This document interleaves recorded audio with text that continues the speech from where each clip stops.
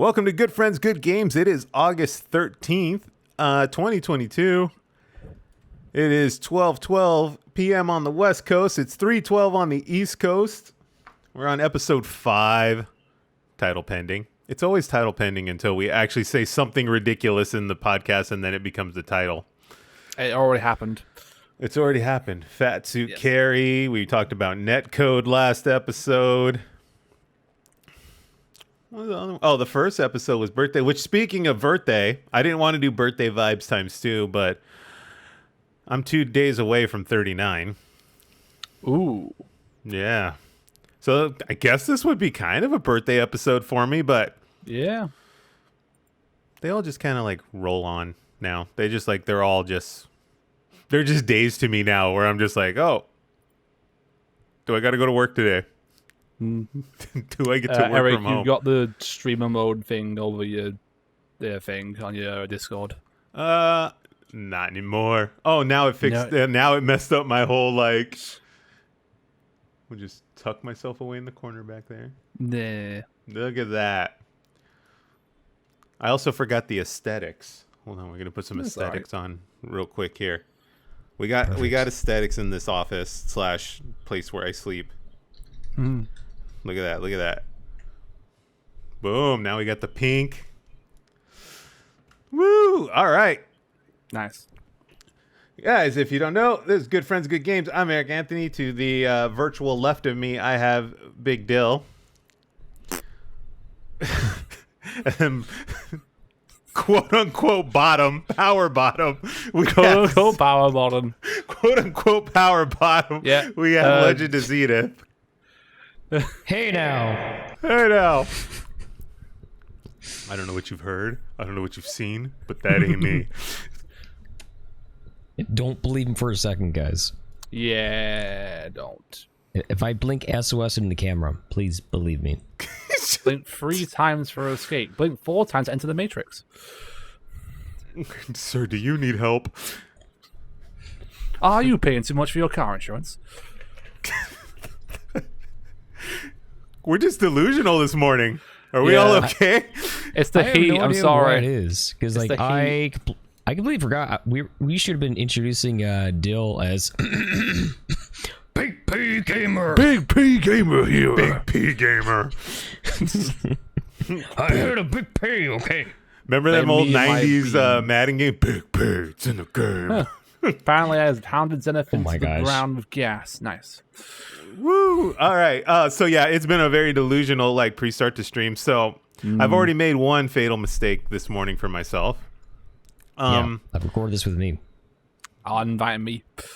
Yeah. So I went ahead and I was making my coffee, and I use those little flavored water packets that you pour in your water bottle because I keep a bottle of water here as well. And I accidentally poured a packet into my coffee, so my coffee tasted like Propel Kiwi Strawberry, and Oh. I was hydrated was apparently, mango. but I was also gagging on a nasty cup of coffee. You ruined 2 cups of coffee. I've ruined 2 cups of coffee. Yeah, because like All that coffee. You made the mistake of using the exact same mug.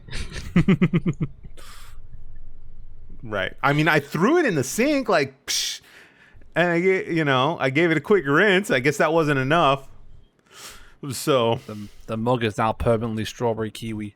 someone in the chat just said story of my life. So I'm glad I'm not the only one doing this. Well, on that note, how have you guys been doing? I've been Surviving. You've been surviving? The heat, obviously. It's been like the heat wave in the UK for the last week has been a nightmare. It's been rough. Yeah. And I'm just like here, we're sitting in between. We've been 95 and 100 Fahrenheit all week. The problem is, though, is that you have AC. The majority of the UK does not. So I'm very budget conscious when it comes to my energy resources. Like I run that AC like for maybe an hour or 2 just to like bring the temp of the room down, and then I turn it off. I'm probably consuming more energy just by firing up this ancient thing than I am by saving. Because it sounds like a diesel engine when it starts. Does it actually run on diesel as well? Do you have to like power it No. diesel in? Runs on Vin Diesel. It runs on Vin Diesel. It's got It runs on family. family. It runs on family. Just runs on family. Well, that's good. Yeah, so I'm glad I'm not the only one just roasting here. Yeah. It's been bad. And then like these, I mean, you guys probably know the exact same thing. These PCs like don't help. No. My PC has crashed twice so far because of the heat. I'm That's not actually good. freezing. No. You're freezing? Yeah, because I have the AC going full blast, and I have bare feet, Aw. so my feet are And you're ice sitting skis. in a bucket of cold water, like you have your feet in a bucket of cold water with the AC. I mean, even in Canada, we do polar ice dipping in middle of summer. Sure. Polar ice dipping. I forget what it's called. Like, what does that feel like? Is it literally like just a stabbing pain, like when you jump in water that cold? Yeah, because it's like, I don't know. Actually, I'm the kind of person where like if my skin is not like melting from my shower, is not hot enough. Huh?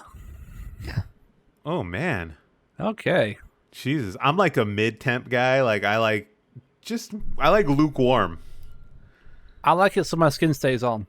Yeah, that's a fair. Yeah, I'm a lukewarmer. I don't know. Some people though, like Pal, can get like that too. She like just cranks it, and it's just like she hot boxes with the shower, and I'm like, well, you know, now it's 100 degrees in here, but that's crazy. You've just got you're cold blooded then. Probably. might explain a few Cold-blooded things. Canadian. I've been working with Canadians for the past 2 months because we just bought a company up there. We bought several companies up there, and Canadians are a very friendly bunch. They're very, I don't know what it is. I'm not speaking for all Canadians, but the ones we work with have been laissez-faire about everything. It's kind of like, oh yeah, we'll figure it out, no problem. It's kind of a concern, but we'll get through it. And when stuff really hits the fan, they just have this look of stress on their face. Where like me, I'm just like, girl, this is Tuesday. You know, it's Tuesday. Yeah. But it's been an interesting,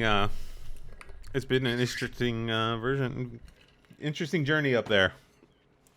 I hope I get to go. They haven't confirmed anything yet, but Well, that'd be cool. Yeah. if they send Whereabouts me, would you go? from what I've been told, it would most likely be Western Canada. So Vancouver.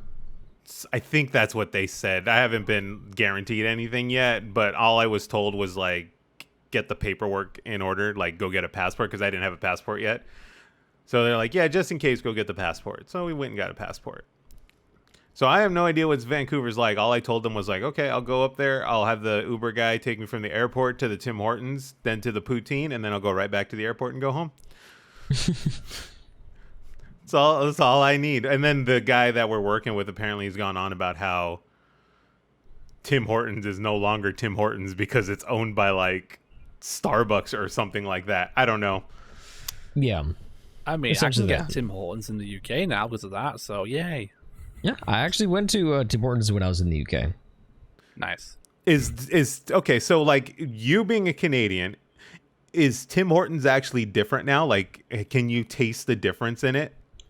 Yeah, they changed their beans when they went under new ownership, and now it's a lot of the coffee. It's like, so the thing with the coffee is if you have one bad bean in your mix, it kind of ruins the entire coffee. Yeah. And to consistently with all Tim Hortons coffee is like, there's got to be like at least one or two bad beans in it that kind of like ruins the flavor, makes it too bitter, and then it kind of like sits in your stomach in a way where it's like, oh man, I gotta take a shit. The shit bean. So Got the shit bean in there. The shit bean has arrived. Ugh. so pretty much if I have my choice of coffee as a Canadian, I go for just the stuff bought off of Amazon, or maybe like one of those like old mom pa shops, because you know, Tim Hortons isn't Tim Hortons to me anymore. What about the Timbits? Are those still valid? They're still good. Okay. But if anything, if I'm gonna go to Tim Hortons, it'll be in the summer where you grab an iced cappuccino, as opposed to like an actual hot coffee. Yeah. It's like those are still good.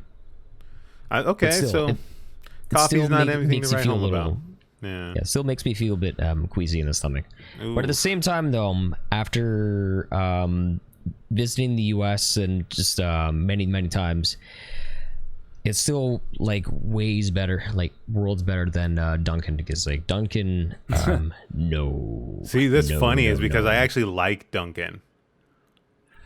We have Dunkin' in the UK as well. I've seen a Dunkin' place in a town that I know of, so I need to go in there one day and just try Dunkin' Donuts.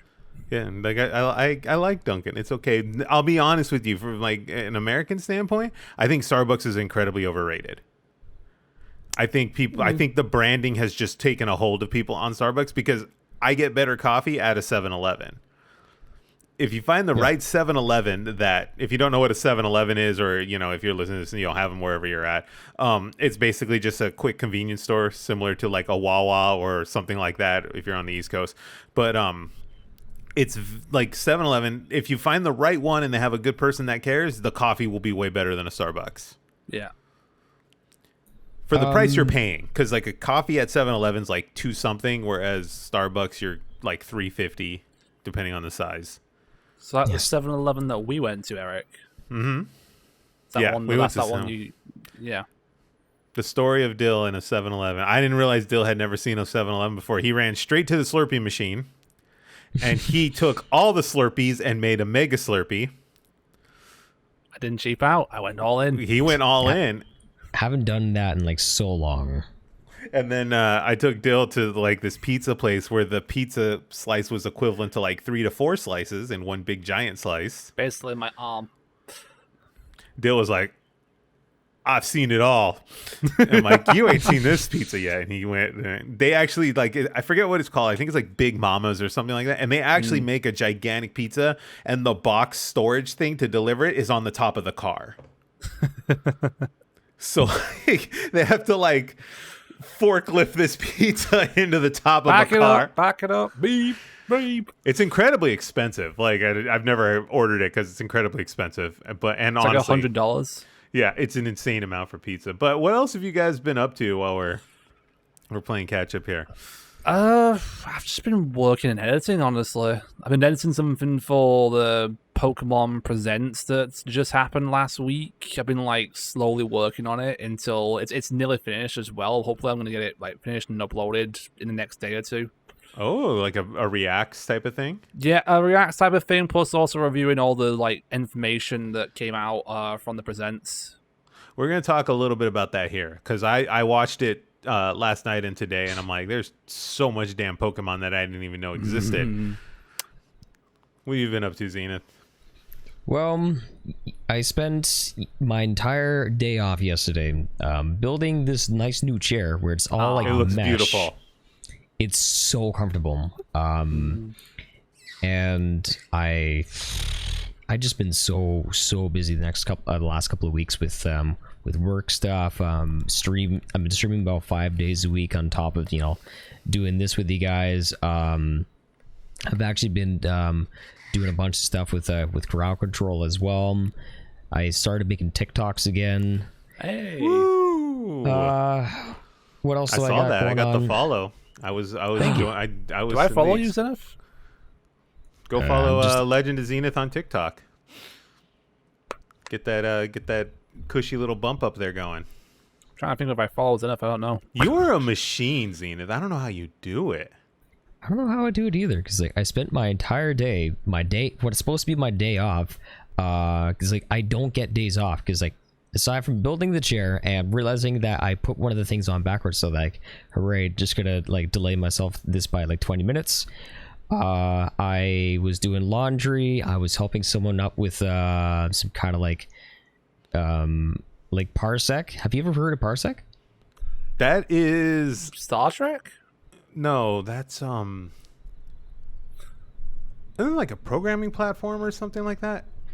Parsec is a program that allows you to have someone connect to your computer, but like to certain applications. So in the sense of saying, hey, I'm gonna open up an emulator, I'm gonna load up good old Donkey Kong, and this person on the other side of the world is gonna join me and play with me. Oh, is it Linux based? I mean, I think you can use Linux, along with Mac. I haven't heard of this. I mean, I understand the concept. Yeah, I understand the concept of what you're saying. Okay. So it's not all that great if you're playing like platforming games or anything that's like requires like precise input, because obviously like we'll have like a bit of input lag, but it's perfect for like Mario Party or anything like that, because like you're just controlling the board and whatnot. Interesting. So it's really, really fun. I'm just incredibly impressed with your work ethic. Thank you. When we offered this whole thing to you, you were like, "Yeah, I'll do it." When I had no idea the workload you were taking on. So yeah, I do too much. I almost feel like a little guilty. No. I enjoy doing this. Oh, okay. Does this feel like a break a little bit to you? Does it kind of feel like a break? Well, I don't find it as any kind of breaks. I find it as something that I enjoy doing, because like every single thing I invest my time into are passion projects, and if it's not something I'm passionate about, then I probably won't have time for it. So that warms my heart right now. Like I'm like, you can't see on my face, I'm mildly speechless here, where I'm like, Zenth, you were so dedicated. You know what? I cherish your friendship, dude. I'll say it right here, right now. I actually cherish your friendship. I've known you, what, 17, 18, 19, 20, all 5 years now, 5-6 years now. Something like that, yeah. Because like 17 is when I met you. Because I went to TwitchCon when I was just transitioning from YouTube to Twitch. Because like I'm going. I guess I'm a Twitch streamer now. It's my first time in California. You guys were talking about like food when Dill was visiting. Because like Dill, you went to TwitchCon like the same year. That's the year Dill stayed with me. Yeah.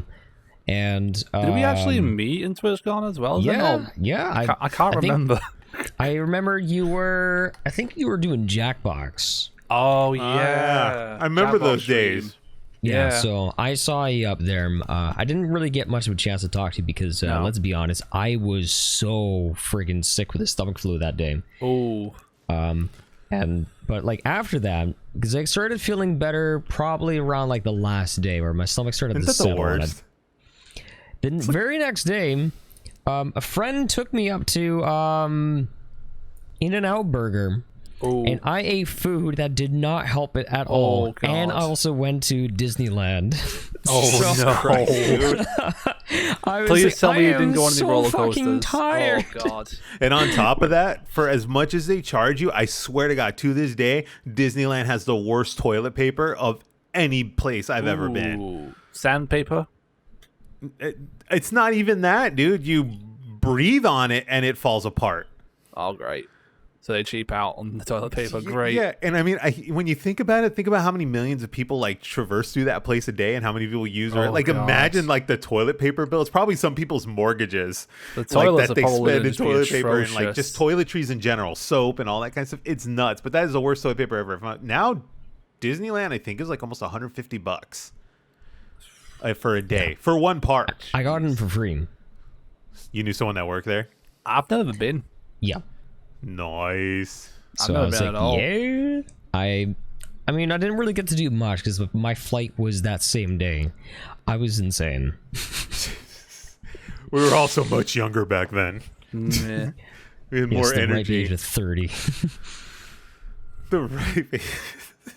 That was a lot of fun. I miss those days. And you know, we'll talk about the TwitchCon thing when we get to the news section here. I haven't put it on the sheet, but we just found out about it yesterday. Yeah. But let's talk about some games. Woo! We're playing some video games. Okay, so if most of you are in the video game world now and you're following everything, 2022 is a very dry year. Yeah. There's hardly anything. Now, where it's going to pick up a little bit, but a lot of it is like really, really slow. So I've been kind of in backlog mode a little bit. So let's see what we got going here. Let me go pull up the good old Abby sheet. So, Zenith's on some Mario Kart 8. I'm guessing you're doing the new DLC packs. Yep. Because what was it, like podcast or two ago? I was like, hey, are they ever gonna announce new DLC? Because it's about time. Yeah, they announced it literally a week later. And honestly, it was really, really good. They had some surprising twists to like all of like the courses that I played before. I got to play with viewers. I put up quite a few Twitch clips that probably might end up in a highlights montage, or like a channel trailer even perhaps, because it was a good time. A rough one, but it was a good time. Did they add any new modes? No. Just maps, really. I think for that they would want to wait till a sequel, because like I've heard rumblings that they are working on the next Mario Kart installment, and it's gonna and with every single subsequent Mario Kart, they have a brand new gimmick or new system to show off to kind of like entice people into wanting to play it, because like 7 had, so like obviously 8 had the anti-gravity, right? 7 had the gliders and you can go underwater. We had like the Nintendo, the Mario Kart. We had like the motorcycle, right? Do tricks off the side. Then obviously double dash. Two players in a cart. Yeah. So they're gonna definitely have something new for it. So instead of announcing new modes, they're just gonna release a whole bunch of courses to keep people tied over, because when they launched Mario Kart Tour, which is for a mobile game, and right. Let's fucking be honest. It's not exactly pay to win. It's just pay out the ass or pay more money. Just pay. Yeah. Just pay us. We want money. Mario Kart double pay is what they should have called it. Just like, pay. What is it? Like $10 or $15 to like unlock Daisy for Mario Kart Tour, where you could just pay full price for Mario Kart 8 and you have everything, and like sure, get like some new courses via DLC. Like, so this is the booster course pass that you're talking about, right? Yes. Yeah. Wave 2. Okay. There's some good tracks. So they put Mario Kart Tour tracks, which is what I'm guessing that's what they put in there too, right? Yeah. Honestly, those are good because like they look really nice. Mario Kart Super Circuit. Okay, race through your favorite courses. How much is this? If you have the expansion pass with Nintendo Online, it's free. So if you have that, it's free. But otherwise, it costs about the $25 one, right? Okay. Yeah, $24.99. Otherwise, it's the expansion pass that allows you to play like N64 games like Ocarina of Time, Majora's Mask, and right, that thing. Stuff. So if I have that, they did this with the Animal Crossing, right? Where yes, like you bought the Animal Crossing thing, if you have the plan, you get it. Okay. Yeah. So the expansion pass gets you all those like old Nintendo, those N64 games, and it gets you the Animal Crossing DLC for free, and it gets you the Mario Kart 8 tracks. Yeah, it's a sweet fucking deal. Now it's getting sweeter. I think we're gonna add more things to it as well. I'm so debating because like I want to play all these courses. I haven't touched Mario Kart in a minute. I kind of got like, I guess I felt like I did everything in it. Yeah. So it's and like they have four more waves to come in too. Mm-hmm. They're doing content until the end of 2023, if I recall. So they are doubling the amount of courses, Eric. How good of a deal that is? Okay, so they're basically doing what, 6 waves? Is that what I'm getting at? Yeah. Okay. Yes. Wave 1, wave 2. Okay, and then they're doing 4 more. So 6 waves of this. How much is just the thing by itself? How to get it? Individual waves. Access to courses. No. Okay, so buy now. Oh, $24.99 for the thing. Yeah. Here's an even better thing, Eric. If you are still not sold on it, what you do, if you have Nintendo Online for your Switch, right? Mm-hmm.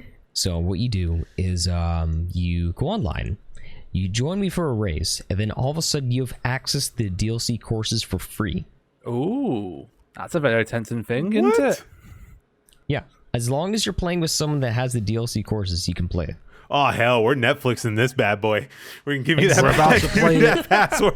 Let's start to spread the wealth. Everyone join Zenith for a game.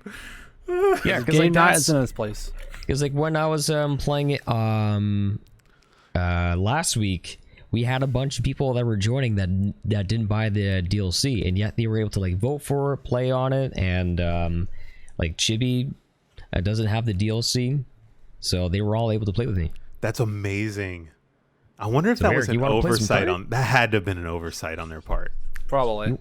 Absolutely, Well, because like yeah. they probably would have it would have like divided their player base and probably made online a lot more difficult.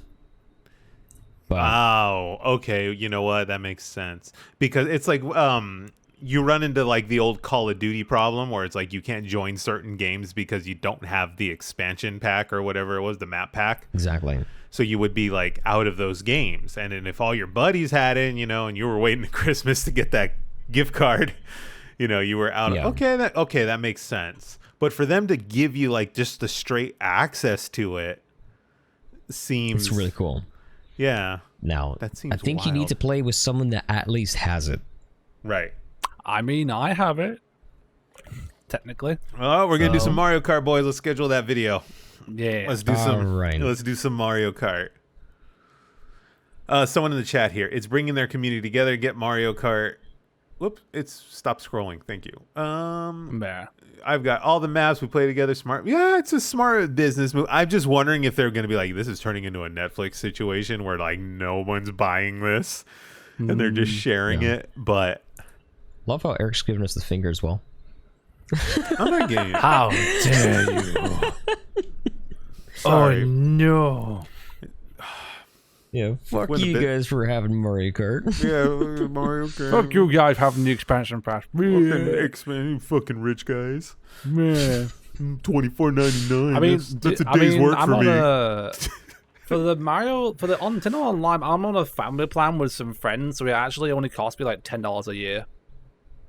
Oh yeah, I remember the family Yeah. plan. So if someone in the family plan buys it, or I forget how the family plan works, is there like a master account that can only buy the stuff? Basically the way it works that someone buys it and then they link it to all of the accounts that are in the family, and then it all counts towards it. So that's how it works.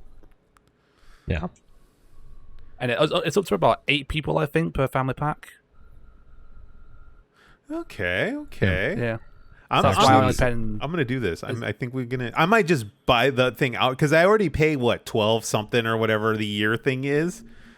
I might as Yeah, well you just. may as well upgrade. Yeah. Is it $24.99 a year? Yeah. Also, Kid Callan is actually correct because the host, whoever's hosting the games online, has to have it. Okay. You know what? I'll probably just eat the extra $10 over the course of the year and just buy the expansion and get the N64 stuff. And you get Sega too. You do. Yeah, you do. Okay. And okay. one day Think I'm about it. hoping we get GameCube. I think. What are some of the games on the Donkey? Sorry, I thought there was Donkey Kong. The expansion pass. The N64 look at this. expansion pass? Yeah. Because you get N64, you would have Ocarina of Time, Majora's Mask. I'm gonna guess GoldenEye's in there or no?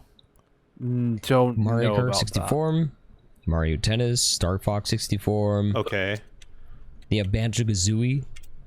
Kirby that's 64. impressive because of the whole rare thing. That's actually really Yep. impressive. I'm gonna guess GoldenEye's not in there because of licensing. Paper Mario. Really? Yep. Pokemon Dr. Snap. Mario is in there. Okay. Star Fox 64 is in there. On Banjo-Kazooie. Sega, they have Altered Beast, Castlevania Bloodlines, Kirby. Contra Hard Corps. Did you just say Contra Hardcock? No, Nice. I thought it was Hard Cops. Oh, I was like, what, sir? I don't want to play with your Contra Oh Hard my. Cock, Eric. Oh my. God damn! I was like, wait, Ladies what did he challenger, say? write that down. Write that down now. Someone All clip right. that. What did he say? But There's Comic Zone. Did you remember playing that? Comic Zone, I remember.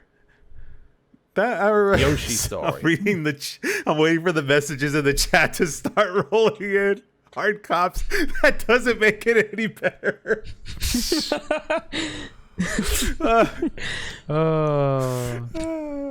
Castlevania in it as well. Yep. Yeah, Echo the Dolphin. that's impressive. That's okay. That's actually impressive. I know there was talk about how like some of the N64 stuff didn't look right. Like, or it was kind of spotty. Like Ocarina of Time had issues where the fog wasn't there, or like things just looked flat. They actually patched those. Oh, they fixed that's it. good. Yeah. Oh wow. Okay. Let me see. Nintendo 64 expansion pack. Where's the price here? Let's see. 24. You know what? Oh, I and get think- this. On the second pack, they have zeroing, and you know what zeroing is? OG Ooh. memes. Nice. Okay. Nintendo expansion pass price. Oh no, someone clipped it. So on clip. Oh yes. Well, I'm going to hell. Thanks. Good job. Yes. Don't worry, that'll get it. We'll use that on the Good People Media TikTok. We'll tag you in it, and then you'll go viral. Yeah. Talk about how you wanted to play Contra Hard Cops. Yeah. Oh my god. Oh, it's $50 a year. Yeah. Oh yeah. It's double. Okay, well, it's almost. It's more. It's quite expensive. It's more than the original one. They are adding more stuff to it. I think it is becoming more worth it when the more stuff they add to it. See, that's rough because what? So- PlayStation's is like 60 something a year. Yeah. Yeah. The thing is, like, this includes Nintendo Online, which is, it's okay. All right. They do release like all these like old classics, really really good games for free that you can play as long as you have Nintendo Online, and then they actually offer you free DLC from Animal Crossing and So, Mario Kart 8, because at first glance it looks it's like that's probably a bit too rich for my blood, but But if you're when gonna you buy put those it all expansions together- anyway, you're yeah, already. if you have all of them, then you're laughing. It is actually a really great deal. And I think they're going to add more as time goes by. Like more DLC content will be available for certain. It wouldn't surprise me with Scarlet and Violet coming out. It wouldn't surprise me if they add the DLCs for them to the online thing for That's people probably who what's have gonna the happen. Scarlet and Violet. Yeah, I just had that thought right there. That's probably what's gonna happen. I don't think GameCube is gonna end up on this thing. I think wish it does. I think GameCube's one of those things where they know they can make so much money off it. Because if you look at GameCube prices like we have been, they're through the roof right now. So I feel like it's one of those things where Nintendo's like, we can just remaster this thing and get them to buy Here's it the again. thing. According to my coworker, she found a GameCube with Pokemon Coliseum for £13 on eBay. Somebody messed up. It's either that or Yeah. it ain't real. I think it ain't real, but like I was just like, are you sure? It's just a cardboard cutout, guys. It wouldn't surprise me. If it was Make like sure it's one of box. those things. Remember how when the PlayStation 5 was out of control and it was like, this is the first sale is a picture of the box Yes. for $500, and like people were was just a like, whole yeah, thing. click, and yeah, that doesn't sound right. That's probably it's either not No. real or No. I told her to like make sure to double check it if you are gonna like buy it because you never know. I'll be honest, I don't mess with eBay and stuff for games anymore. It's like Same. there's too many fakes or people just don't follow through with it and they just take your money. I think I prefer to go to like a retro store and see if there's anything in there. Yeah, I'd rather just pay the price knowing I'm getting, butt screwed than to like think I'm getting a deal and then get butt screwed and get nothing. But I've only gotten one fake online. I bought a Minish cap off eBay and it ended up being fake. And The only closest thing I got to having a fake was I bought an MP3 player. This is when I was like, no, I will never use music and put up music on my phone. So I'm going to buy this MP3 player, and it was a piece of shit where it only played music in mono and at the worst quality. I think it was like 64 bytes per second. It's just like those muffled AirPods you get at the Yeah. Dollar Yeah. Tree.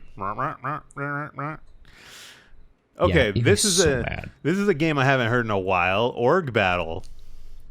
What is the hell's Org battle? Yeah, Org Battle. Orgy battle. No, I think it's Org Battle. It's ogre battle. Ogre Battle.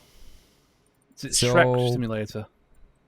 No, it's actually so like back in the Super Nintendo, That's where I remember it it from. was the golden age of RPGs, especially like JRPGs. So Ogre Battle, I'm playing the one for the Super Nintendo and the N64, and It's being brought back, isn't it? Later this year. well, the version because they after Ogre Battle they went with with a new title called Tactics Ogre, which is more where actually Tactics Ogre inspired Final Fantasy Tactics to come around, because they did that style first, and then because like Ogre Battle was, I think they were with Square at the time, so the developer of Ogre Battle went on to make Tactics Ogre, and then went to Final Fantasy Tactics, and that's where that whole series took off. But recently they're now remastering one of the old Tactics Ogre games, so like for the Nintendo Switch, or I think I'm not sure what platform, but I'm excited to try it out. But yeah, I'm just kind of just reliving it. How are you like playing one of it? those- Nintendo-ing? Are we Nintendo-ing? He's doing the illegal thing like I'm doing. Shit. So, well, it's actually on. If you had like the Wii U, was Yeah, it like the, Virtual Console. Or is or it on the Wii U Virtual Console? yeah, for the Virtual Console, Ogre Battle for the Super Nintendo and the N64 one was both on Virtual Console, so I had them both. So technically, I could say that I'm playing on my Wii U, bitches. I own it. That's all that matters is I own it. Yeah, same. So Ogre Battle is a very intriguing game in where it's like you have like a world map, and it's your level. You have to go around liberating towns and controlling your units, and you have to kind of like set up your units in a way where they have like distinct battle formations, because you want your attackers, like your offensive units, your knights, and then all your units that you want to protect that in the back, but where your unit's placement is in the battle formation affects like how they attack. And the interesting thing about it is they have like your characters like grow and develop based off of their alignment. So your alignment goes up or down depending on if you're like killing clerics or if you're killing units that are like a lot lower level than you. So it actually discourages them like killing everything on the map. Oh. I mean, you could, but you have to do that with only certain units. Murder. This is such And like, then- I'm looking at the screenshots of this, and it's such a vibe. I miss this stuff. Yeah, it was good. And it also has like this reputation system where like each of the games have like multiple endings depending on your reputation and what choices you make. So which is pretty revolutionary back then, because like different choices you make, even different maps you go to first, decide on like what your reputation is, so that in the end you can get a good or a bad ending. So call me crazy, or let's call it a hot take or whatever. It's like, I don't really think we have RPGs anymore. They're more like action adventure games in a sense. Whereas, yes, you have things like you can adjust your stats, you can build certain characters certain ways, and in a role-playing sense like that. But I think that like traditional like fantasy, like turn-based tactical style RPG, I don't think those exist anymore. Final Fantasy doesn't even do it anymore. Yeah, because they've changed quite a bit from their original playstyle, and they've been like, when was the last time they actually did something like that? Was it Final Fantasy X, I think? Or... I think the last thing I saw at a Square Enix that was like tactical, like turn-based RPG was well, they did the sequel to it, but I haven't played that. But what was the one? The Octopath Traveler was turn-based, like. And Triangle Strategy. Is Triangle Strategy turn-based also, or is that more like tactics? It's actually more based off of Fire Emblem. Okay. Ah. Okay. So like chess. But like within that like same setting, like the graphics. So it's Right. like horny chess. Yeah. Yeah, sort of. But like it's just one of those things where it's like I miss those type of games. I miss the old school like turn-based Final Fantasies, and they're more action oriented. Even one could argue, but even your modern stuff like Fallout I did and Lady Challenger. That's basically what Fire Emblem is these days, isn't it? Isn't it horny chess? I don't know. I don't play Fire Emblem, but No, I watched that like Polygon series with Brian David Gilbert explaining the entirety of like Fire Emblem 3 houses. So, but it's well, there's the ones they have the Fire Emblem ones that are more like Hyrule Warriors, right? Or the Warriors yeah, games that's where the you most recent Yeah. release I think that came out. those are separate from like the actual Fire Emblem games because those ones are like Yeah, I wouldn't even consider like what goes on in those games canon. yeah. Although the Zelda one was really interesting because it was like pre-story to everything before the Hyrule fell. I did like the Zelda I one. refuse to play played those. I'm sorry. I actually liked it. I thought it was an interesting concept with the whole like time travel thing. I even have the poster on my wall somewhere from like the game that I got. But yeah, like I miss these type of games, and like the Super Nintendo was golden for it. The Super Yeah. Nintendo was like, I don't think people realize like true Square Soft like legacy nowadays. Like, because that era, that Super Nintendo, that mid '90s up through early 2000s, basically, all the way up to like Final Fantasy IX, SquareSoft was just unstoppable. Yeah, because like when they went to, because obviously like the PlayStation 1 came out, and then the N64 came out, and PlayStation was like a gold mine for all these RPGs, but the Nintendo 64 didn't really have many RPGs, because if you think about it, like yes, there was Ogre Battle 64, which was great for him, but how many RPGs can you guys list now for the N64? There was the None. the Ogre Paper Battle, Mario maybe. Paper Yeah. Mario maybe, but what was that one? They had Quest 64. Yes, Quest 64. I played And that then one. Does Mario count? No, Paper Mario technically counts. It's kind of an Technically RPG. It's turn based. Pokemon Snap? No, I'm just I listing think N64 it's literally just like Quest 64 and Paper Mario and then Ogre Battle. Like those are the only three I can think of. Didn't they have like any Gauntlet games?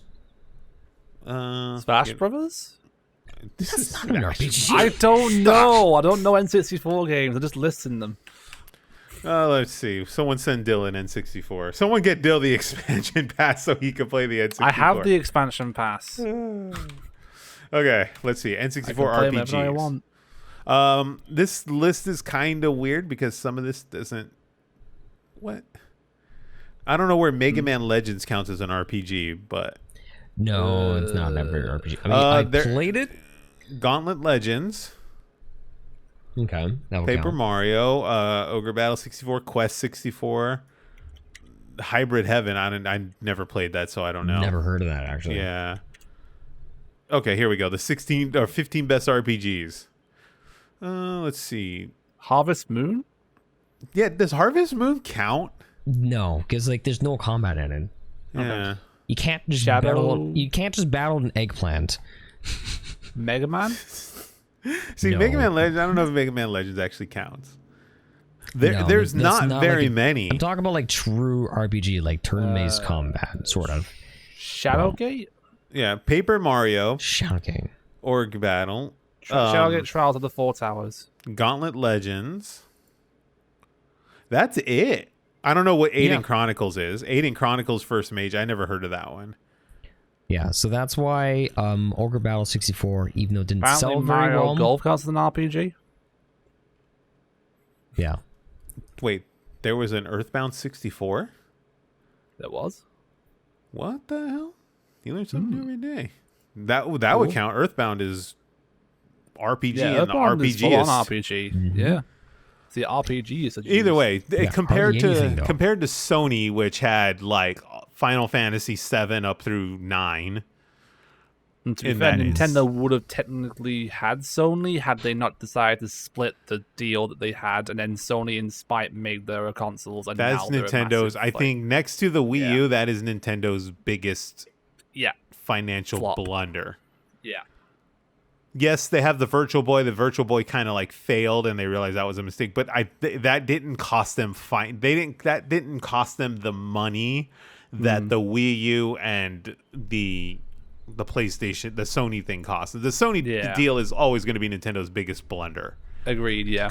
Because the legacy they could have had with that whole thing. Because the PlayStation was just stacked. The Personas, the Final Fantasies, the what else was on there at the time? The Chrono Cross. They had just tons and tons. They were stacked. They were just stacked full of content. And Metal Gear. Metal Metal Gear. Gear Solid. Yeah. That's not RPG. Crash That's tactical combat. But Yeah, that's I mean, Crash Bandicoot. that's platforming. yeah, that's platforming. Resident RPG, Evil. like true turn-based RPG. Like turn-based combat where like you have like different stats and whatnot. Because Crash Bandicoot, he doesn't get a level up every time he beats a level. Chrono Cross. Chrono Cross would Yes, count. Chrono Cross would. There you Yeah, go. Chrono Cross would count. Yeah. But yeah, they were just stacked. Persona, they had all of it. Like they were literally just stacked. I also put in chat that they lost their what was very popular in Japan, Dragon Quest. Like Dragon Quest It's was falling another out. big one. yeah, because like they had Dragon Warrior 1, 2, and 3, and 4 for the NES, and then they had 5 and 6, even though it was only localized within Japan. And then when 7 came out, they jumped ship to PlayStation. Damn. Damn. What a jeez, man. What a financial like just blunder. Well, that's on them. So on top of Org Battle and Org Battle 64, you've got some old obscure NES RPGs. I want to hear the obscure part. What are we playing that is so obscure? Well, I've been playing some old stuff that you guys probably would never ever heard of. I was playing old school wizardry. Oh god. Where Harry Potter. true like to the point where you can't even see your characters, and it's so turn-based, so Is old this school. like text games? The text Yes, literally text yeah. games. Literally text games? Damn. Yeah, That's but so like they were brutal because like this one particular series, like if you lose your characters, if you try and revive them, there's a good chance that they don't come back, and you lose them forever. Or you learn a teleport spell and you teleport into a solid wall, and then they're lost for good. Bye. Game over. Start new characters. That's so nuts. I remember Yeah. those two. Those were too hardcore for me. Yeah, I have Like- PTSD from those kinds of games. Like It's the hallway, like you can't see yourself walk down a hallway, answer these questions in text type of deals. yeah, and then they give you riddles that are actually very fucking hard. If you and if you guess wrong, it will like literally drop you right down to hell. It's like no. I stand behind the Please. theory. Is like people didn't get games as much as they do now because games are easily accessible now. They're constantly on sale. They're constantly easy to get a hold of. You don't have to go to a store to get them. But like back then, you know, like most kids our age, you know, back then it's like we got games on birthdays and Christmas, you know, and you had to be selective about what. And those games had to last you like all year, especially if you were like my parents, where it's like you just got a game. You know, those things have to last you all year. So games were a lot harder than I think. Either that or just, you know, from a mindset like we're so young and just kids that it felt hard to us. But I feel like stuff was much more difficult back then. You know, I mean, if my mum got me Pokemon for Christmas, I was good for the year. well, That's Pokemon literally has just- longevity. It's built to be Yeah. completely replayable. Most games nowadays aren't really quote unquote replayable. That's Yeah, why they 'cause, keep like- tackling on DLCs and stuff to them. Yeah, because before I got into Pokemon, I was playing Dragon. Because like I got Dragon Warrior Monsters for the Game Boy along with Pokemon, so I played that a lot. And even then, even though it had like the same premise where you needed to battle monsters and level up and capture them and level them up, but the game was actually so brutal because like the final boss, like I think it took me about months before I was able to beat it, because you have no control over your monsters except, all right, I want you to be more passive or offensive, and you just hope and pray that they use the right abilities. Because if one of your monsters die, you can't just yell at your monsters, "Hey, heal this bitch."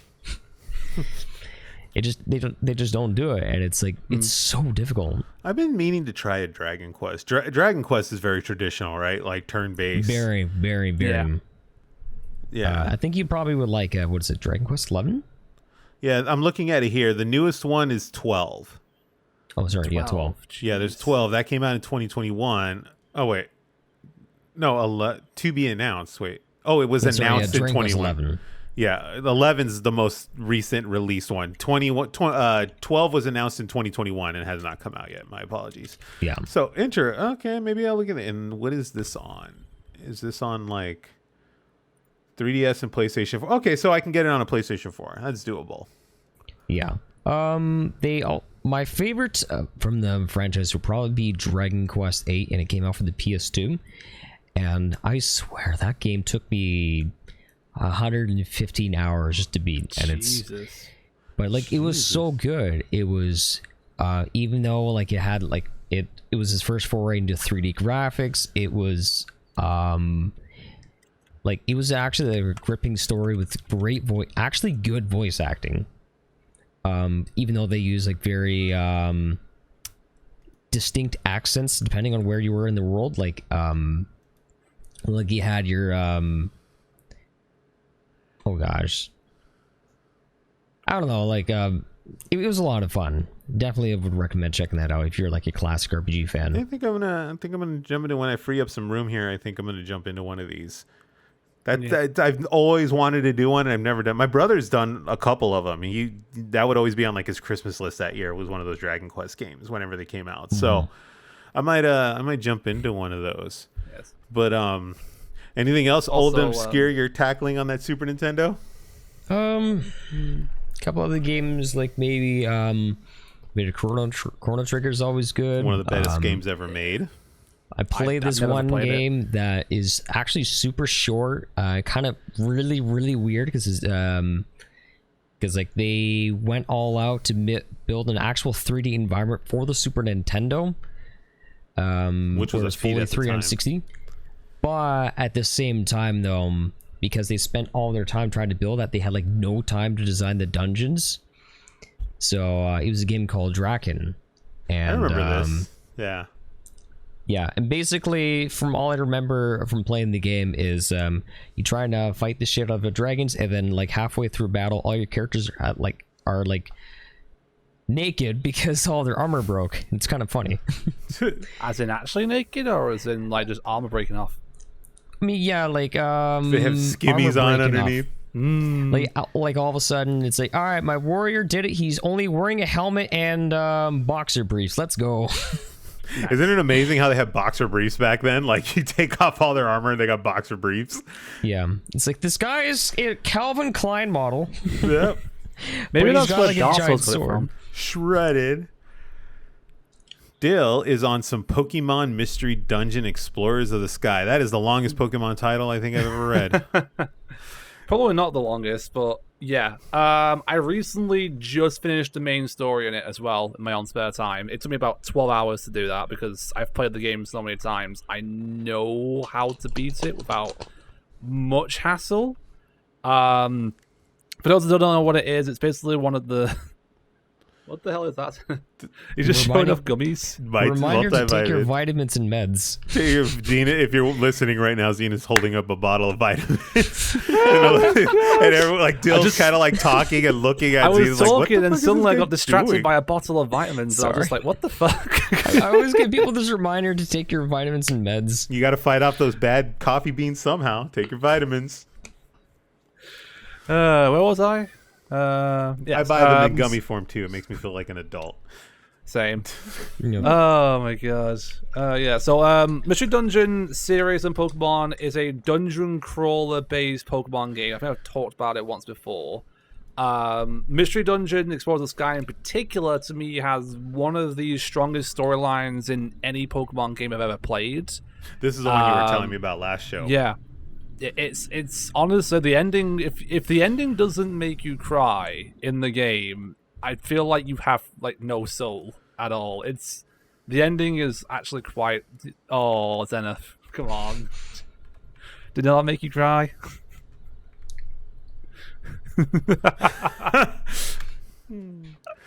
No. And it actually has some really good post-game content as well. I'm currently on the post-game content for it. I think I'm on like the 4th story mission for the post-game content. And it's about, I think, 7 or 8 post-game stuff in total that you can do Jesus. for it. Yeah. This game is huge. Well, if you're a novice, it will probably take you roughly about maybe 20 hours to beat the main story. And for me, since I played it before, it took me about 12 hours. And then if you add up all the additional content, it's probably about 20 to 30 hours, maybe 40 hours. This game is pricey. Yeah, it's an old game, so it's not going to be cheap. Yeah, I'm like looking at this. I'm like, where's it? I'm looking at this like 60, 70 bucks. I'm okay. If you have a Wii U, you might be able to get it on there via the Virtual Console. I'm gonna take the Wii U out of storage. But before the obviously the big doom happens and the eShop goes off. Oh no! Yes. Yes. Man. Yeah. But this looks. So, yeah.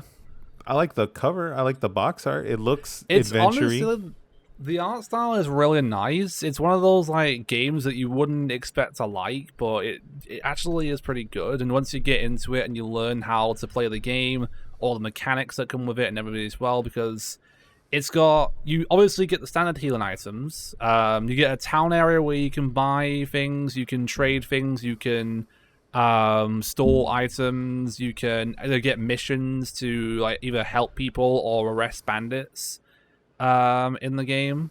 Basically, you get these things called gummies, which increase your IQ and give you more abilities as well. So you can basically increase your abilities and help you with dungeons that you explore. Dungeons can vary on size. Some of them can be quite small at the beginning, but then you can get dungeons that are like 99 floors, and so they're like insanely big, and you can get like a massive reward at the end, and you can even encounter legendary Pokemon as well in some of these dungeons too. So but yeah, I'm gonna see if I can come across one. This sounds like an interesting. If not, I'll break out the Wii U. We do have a question in the chat for our resident Pokemon expert here. Dill. Do you remember playing Hey You Pikachu on the N64? I've never owned an N64, so no. Whoa. Okay. Yeah. I started playing Pokemon on the Game Boy Advance in 2002. Were you a PlayStation kid? No.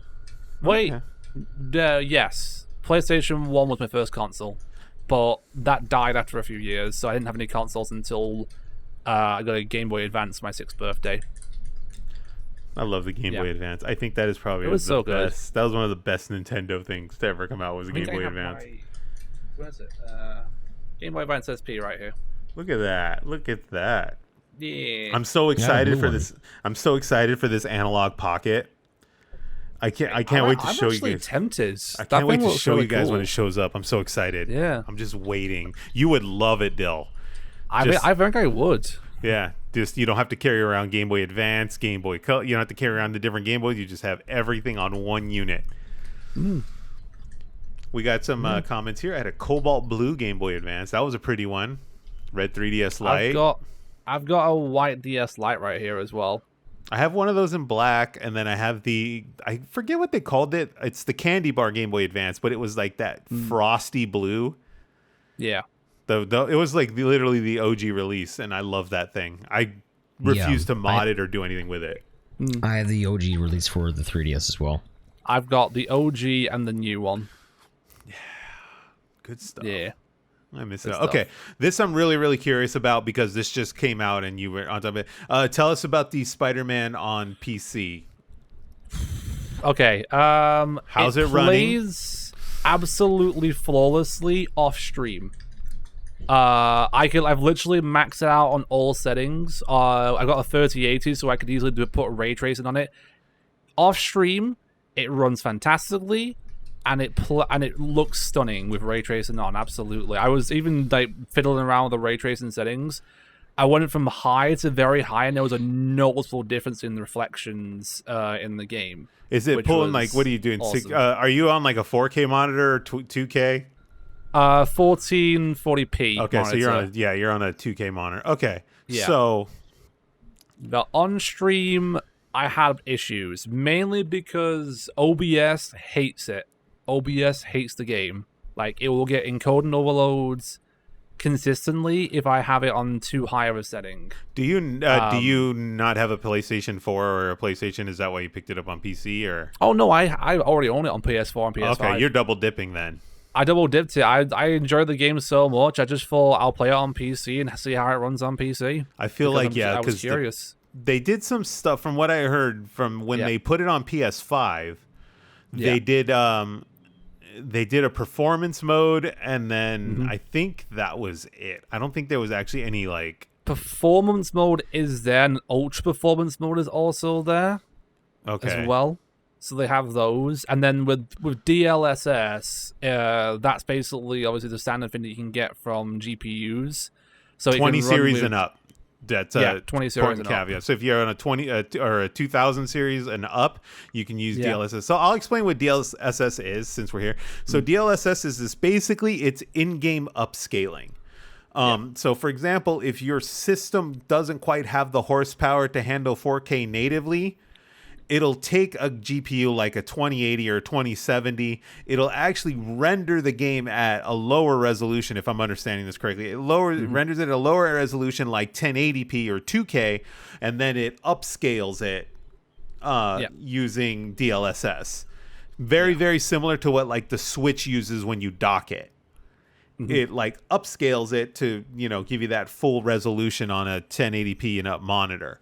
So this is how a lot of people were able to play Cyberpunk with all the bugs, the glitches, and performance issues, because DLSS was actually really doing full overdrive to make that game look pretty on medium to high-end hardware. Yeah, but Marvel Spider-Man looks insanely beautiful. Even without DLSS on, it looks really good on PC. With it, though, it looks even better.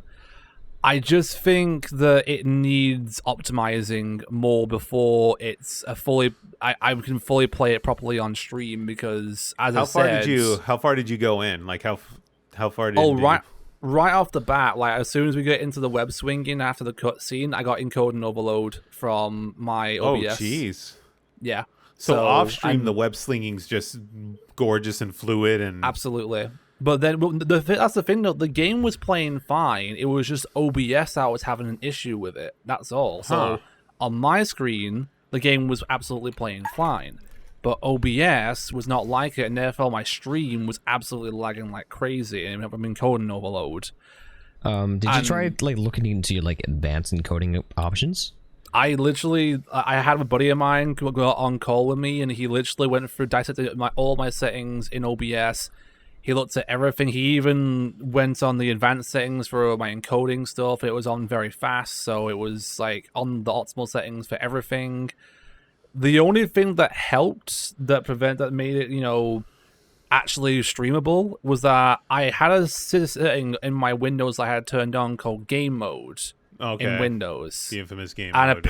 And apparently that was taking more power for the game from my PC. I turned that off, I restarted my PC, reloaded everything back up, and the game started running a lot better on OBS. And it started encoding overload, so I had to reduce the settings down. But then by the time I got everything done and stuff, it was like an hour and a half, 2 hours later off the stream. I'm tempted. I'm tempted, but the $59 price tag kind of has me like, oof. I got it for $50 technically, because my buddy has a code thing, so I actually only paid like £42 for the game itself.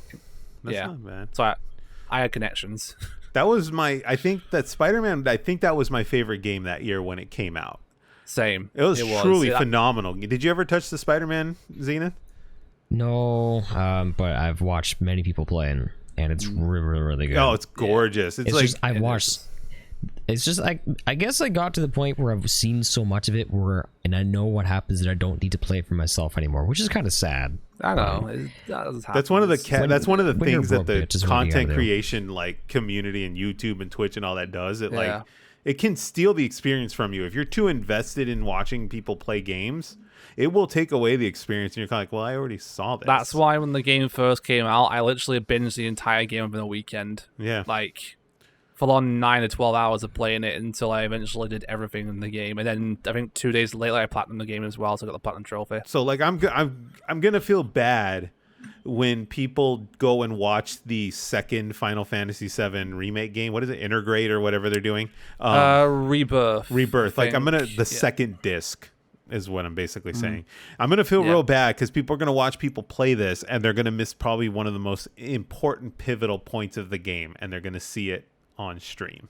That's going to be me because I've played the Rebirth game. I'm probably going to get my hands on Crisis Core whenever I get a chance to because they're releasing Crisis Core on That's a on the prequel. current gen stuff. Yeah, the prequel for like with Zack. I think that's like his name, right?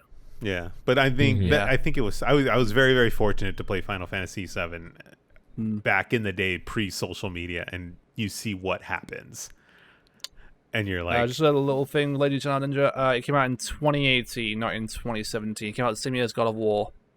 God of War, yeah.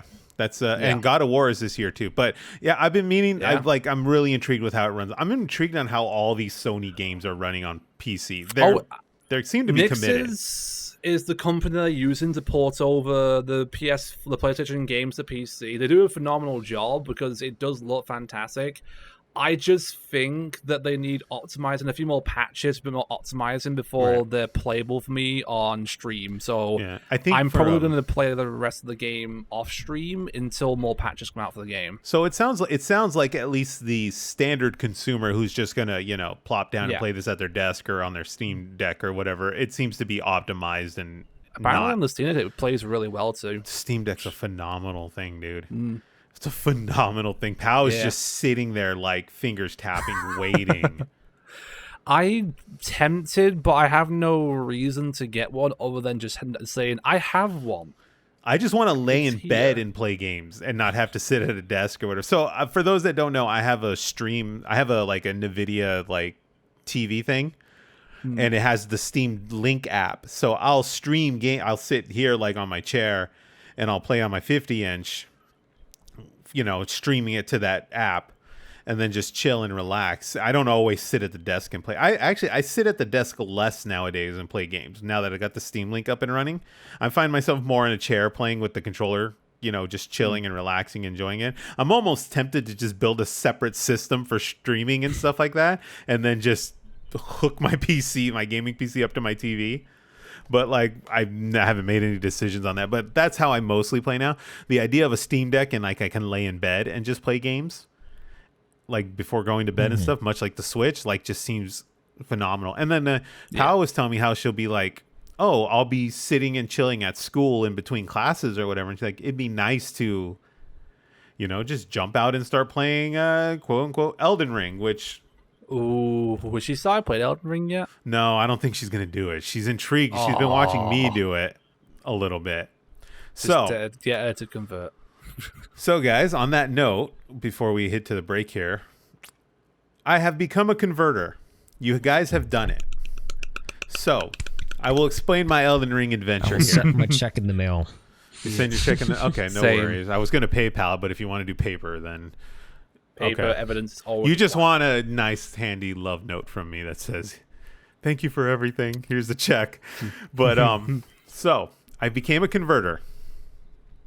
So, I saw the potential in Elden Ring. I'm like, this game's really hard. I'm going to get frustrated. I'm going to get annoyed with it. And I sat and I played. I got up to Margit, and then I couldn't get past Margit. So, I said, okay, this is obviously not for me. So I go back a few weeks ago when you guys were sitting there and telling me just play it. Sit down with the intention of just playing it. Go around, roam around, explore. I tried that method, and I was trying to kill everything in my path, and I got frustrated because I kept losing the runes. So I'm like, this isn't helping. So I was listening to another podcast, the Giant Bomb People. Shout out to them. And they have the Nextlander podcast. And guy was doing the same thing. He's just wandering exploring and playing. I'm like, okay, I'm going to give this another shot again. So I changed my approach again. This time I just started roaming around and exploring with no intention of attacking anything. So now my initial goal in this run was just to wander around and start looking for the graces, the bonfire things. Yeah. And I was like, okay, I'll do the Zelda method where I'll just go around, start unlocking all the things so I can fast travel everywhere where I need to. And then in that turn, I was exploring and seeing everything. Okay, I thought someone mentioned issues with the stream, but we're in green. We're okay. So I'm like, I'm wandering around just exploring areas and all this kind of stuff. And then I'm like, okay, I'm leveling up a little bit because the guys were getting easier. Wherever this area was in, they were pretty easy to beat. I'm like, okay, cool. I'm going to start exploring a little more. I get to this area with a boat. This dude in a boat. Little ghost guy in a boat chilling. And I'm like, the hell's this guy, right? So I wander over there, and I thought he was like an NPC, like the ghosts that are just randomly sitting everywhere. And then I see the energy bar thing at the bottom. I'm like, oh shit, we're in it now, right? I hop on the horse and I start running around on the horse, and I'm hacking and slashing away at this guy in the boat on the horse. And then the energy bar for that guy just keeps dropping. And I'm like, holy shit, I think I'm going to do this. So I keep wandering and I keep hacking the guy, right? And then the guy dies. And then I get the whole like enemy fallen, da da da da da da da. No achievement, but enemy fallen. So I did something, and I'm like, I think I just beat a boss. Mm-hmm. And that's when I ended up in the Discord with you guys, and I was like, dude, did I just beat a boss? And they're like, yeah. Now, my feelings were shot a little bit when I was basically told it's a meme boss, or it's like an. Well, it's not a meme boss, but it's an open world boss. So it's one of those bosses you can find in the open world. It's not too hard to cheese because it's just one of those bosses that like appears, does a few whacks, disappears, and then goes on and so on and so forth until you dig it down. So I was like, okay, I'm a little like heartbroken about that, but I beat a boss. So I'm like, okay, this game's not impossible. So now I'm telling you now at this point, I'm like, okay, my motivation's up, like a full swing, 100%. Okay, fuck it, let's go take the rest of this place on, right? You know how you get that adrenaline rush when you do something? You're like, fuck yeah, let's go. So I'm like wandering more, and now I'm hacking at things left and right. It's like I took 6 shots of pre-workout, and now I'm just hammering through this set. I'm just slashing things left and right. And then I got to this place called Weeping Peninsula, yeah. And I'm like, okay, cool. And I get to this castle and I see this girl and she's like, hey, my father's in the castle, da da da da da da da. So I'm like, okay, I don't know if this is a quest, a side mission, or if this is a boss, whatever. So I go for it. I go to this castle. Now I'm starting to get hammered. I'm starting to get pegged down again and humbled because the castle's a little difficult. Did you encounter the giant by any chance? The what? The giant at the castle. The pumpkin head? No. Oh, is it called Pumpkinhead? I know exactly where you're on for him. I don't think he has. No. It hasn't cast like that yet? No. No. Right. So, like, I'm like, okay. I'm in this castle, and I'm getting humbled again because the creature's a little stronger, and they're all hacking and slashing away at me, and I'm dying. I went through this thing about 20 times. Then I was like, okay, I can play this game any way I want. That's basically the premise of this, is do it the way you want. So I'm like, okay, I'm just going to creep quietly through the castle, and I will take out things that the other guys can't hear. I'll take out the dogs and all this kind of stuff. And then I start figuring out ways to navigate this castle and get through the path with doing as little combat as possible. And I'm like, okay, now I'm getting somewhere. I get to the guy in the castle, the father, and he's like, I'm not leaving until I take down, or I'm not leaving until this castle's back under my control and fully protected. And I'm like, this motherfucker's sending me to another boss. So now I start navigating the castle some more, and then I come up to another boss, and then now homeboy that doesn't want to leave is summoning me, or I can summon him, and I took down this guy. I don't know what it was. He was surrounded. It was like in an area surrounded by jellyfish. I remember big giant jellyfish. Yeah, I know exactly which one. Yeah. What one that was. Leono Misbegotten. And Misbegotten, that's the one. Yeah. yeah. So I go in there. I'm like, all right, come on, homeboy, we're gonna do this. So we go in there with the summons, and then we start hacking and slashing. I start ducking, dodging, and weaving, and then I take him down. And now I'm like 100%. Okay, this is day 2. This is day 2. Good stuff. In this whole week. I've put in, I think, 12 to 13 hours. And keep in mind, I'm only getting in a couple hours a night after work. It's been a busy work week. So like I'm 13 hours after this whole thing. So like I take another one down. Now I'm just fully invested. Now it's just like, I don't care what happens. I'm fully invested. Let's go. Now I'm trying to now I'm at level 25 and I'm like, okay. Nice. All right, bitch, it's you and me. Let's get this done, right? So I go back to Margit. Margit takes me down again. But this time, instead of getting to the second phase at the beginning there, now I got to the best I got to the point was like there was a quarter of the health left. Nice. I'm like, okay, I'm getting closer. It's almost like it's a strategy thing now. Like, which route am I taking to take this thing down?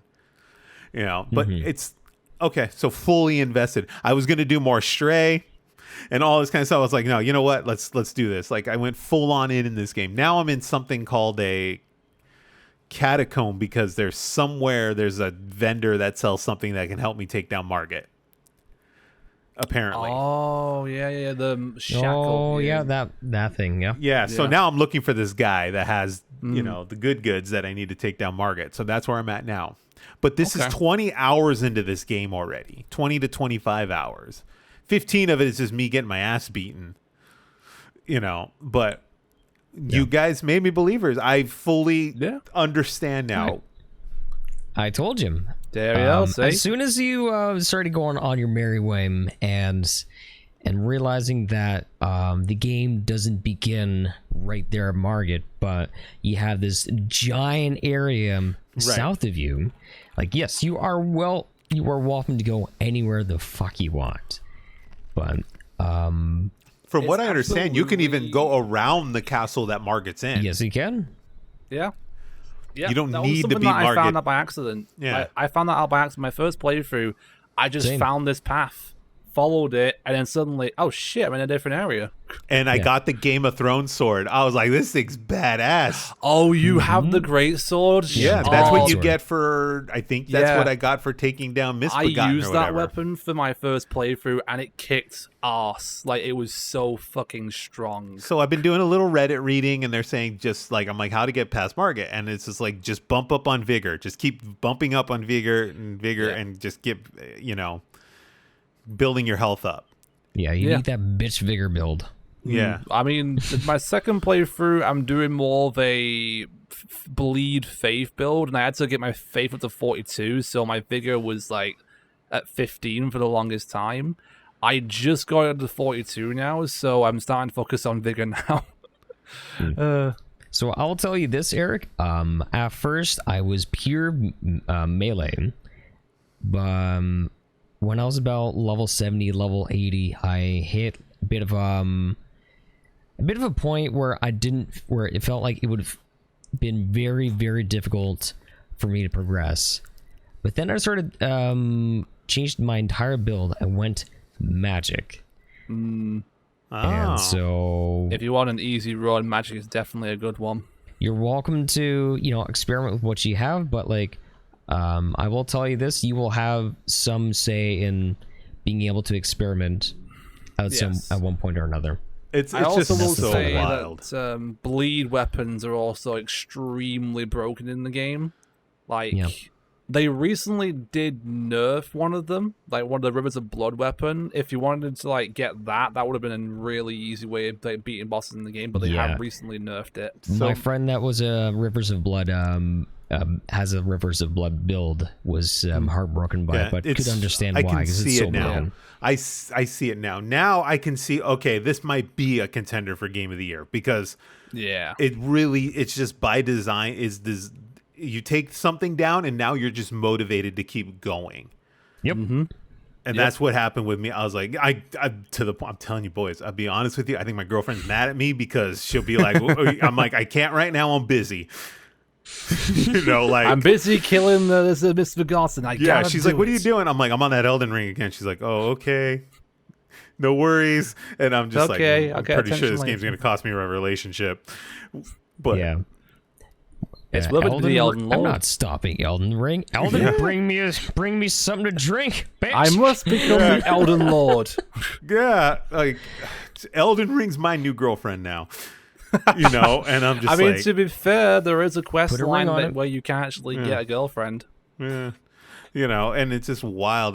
There's a YouTuber out there called Girlfriend Reviews who does phenomenal content. Oh, She yeah, basically I'm familiar with her. she basically reviews games basis on watching her boyfriend play them. And she said in the Elden Ring video, she's like, my boyfriend basically told me this is going to consume about 80 hours of his life.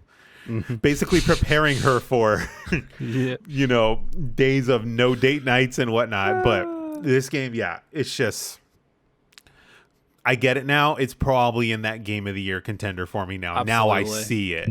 Now Yeah. I'm seeing it. It's not just this. It's gonna hook you. Yeah, it's not really, just really this good. constant because that's the problem I have with Dark Souls is it was just a constant beat fest on me, and it's linear.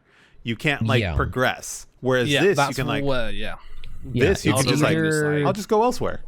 Yeah, it's Yeah. either grind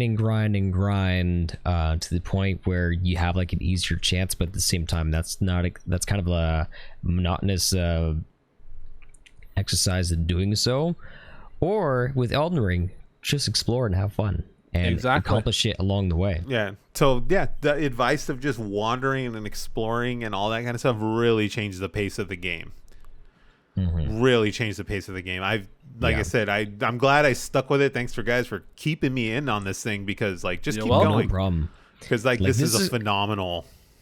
This is a game that will, for someone that, it'd be good to recommend to people that couldn't get into Dark Souls and Bloodborne. It's the perfect blend. Agreed. It is. It's the perfect blend of just, okay, I can't do this. I'm just going to go elsewhere. And they have the fast travel. The fast travels don't cost you anything.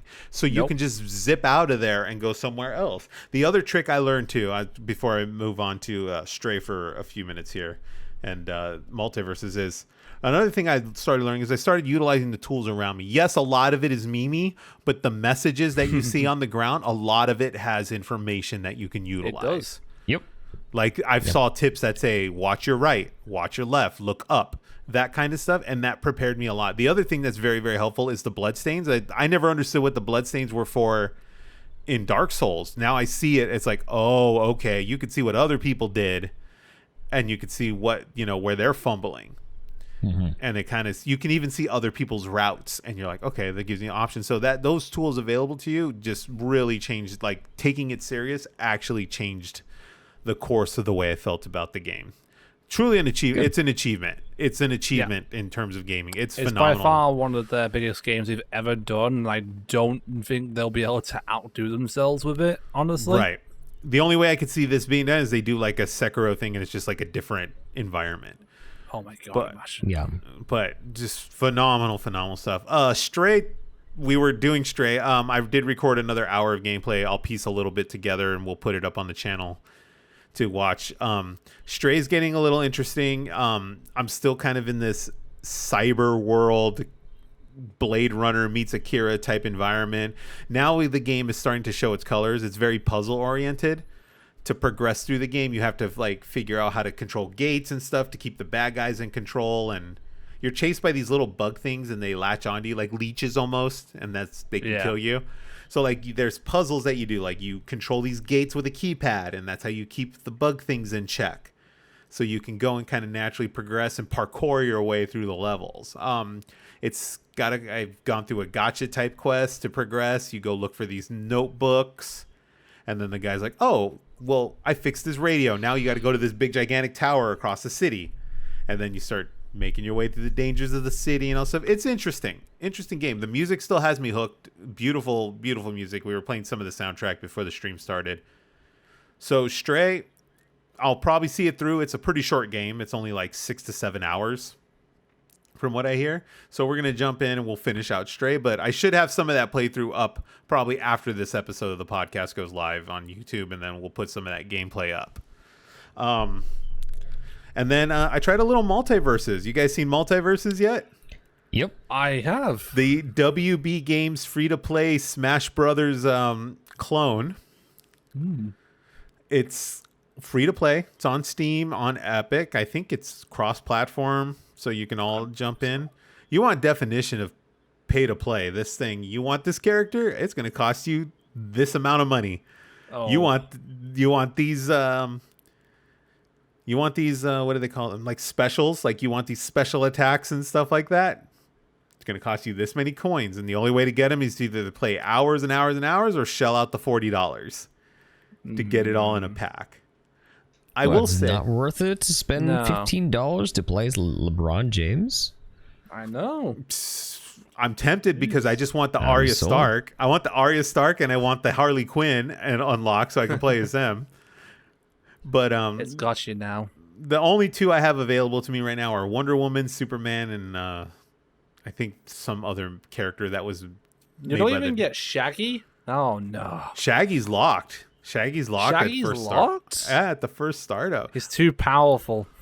But I will say, for a free-to-play game, it's very fluid. It runs great. Controls are decent. The skill floor is still, I would say the skill floor is still fairly low. So if you want to play and jump in now, most people aren't that high a level. It's heard not it said that, Smash Brothers level, you know. They're doing season 1 soon, or releasing season 1 soon. There is a battle pass right now, so I'm guessing it's season 1 right now, but I could be wrong.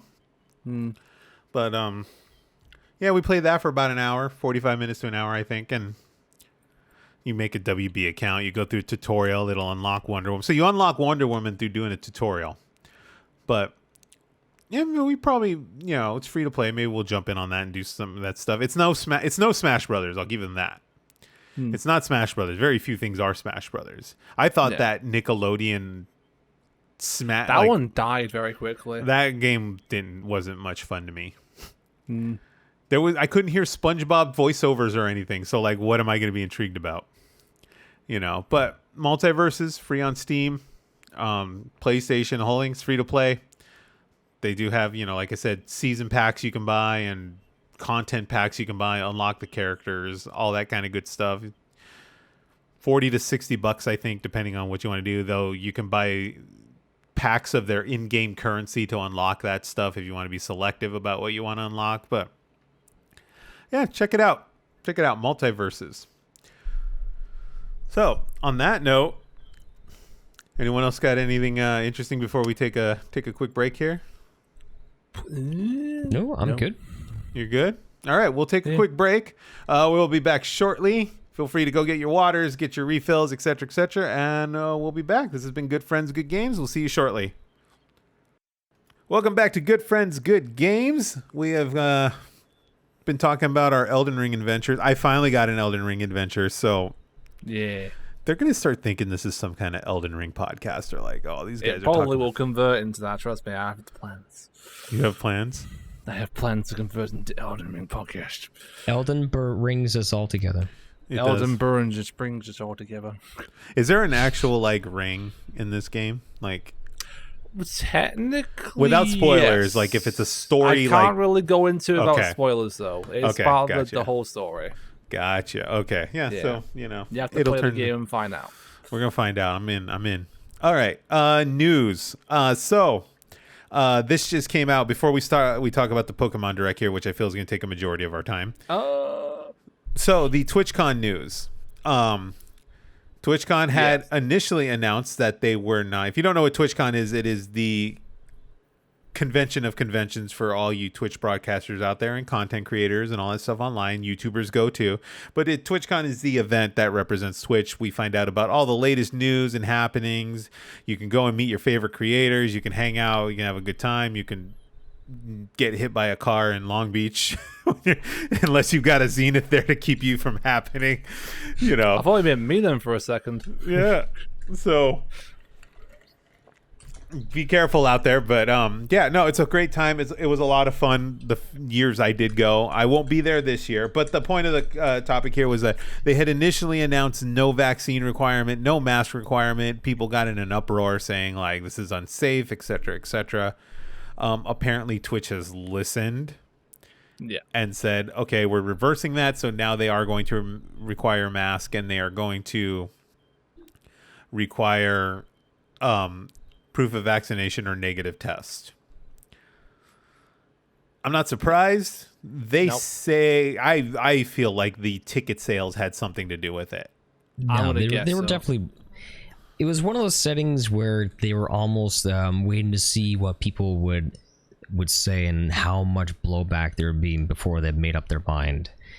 But obviously, that's not really good. No. That's not a good PR business work practice. because, like, Yeah. if you think about it this way, Twitch has now like gotten a bit of a reputation of where, you know what, we're not going to act or do anything until we know it's going to cost us a lot of money, whether or not it hurts your trust for us or not. They're just doing a wait and see tactic, which is kind of, for a business, that's kind of not the way to go, really. Yeah. Especially with what it's, I don't know.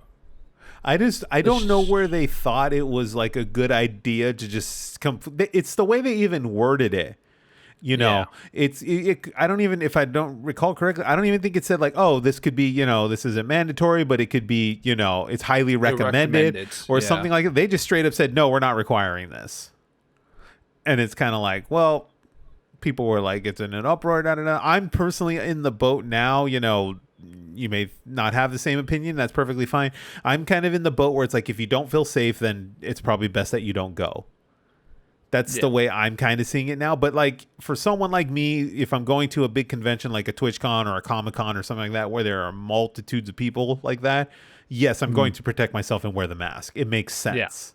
Yeah. Makes sense. Yeah. This is not like a Target, that I'm going to. This is a convention where there's 100, I don't think it's that many, 50 to 60,000 people. If you're going to Comic-Con, it's six figures. It's 100,000 people plus. Well, that's the thing. Comic-Con required masks and also proof of vaccination as well. The San Diego one that just happened recently in the same location where they're having the TwitchCon. Yeah, that's what didn't make sense either. And people still caught it at Comic-Con.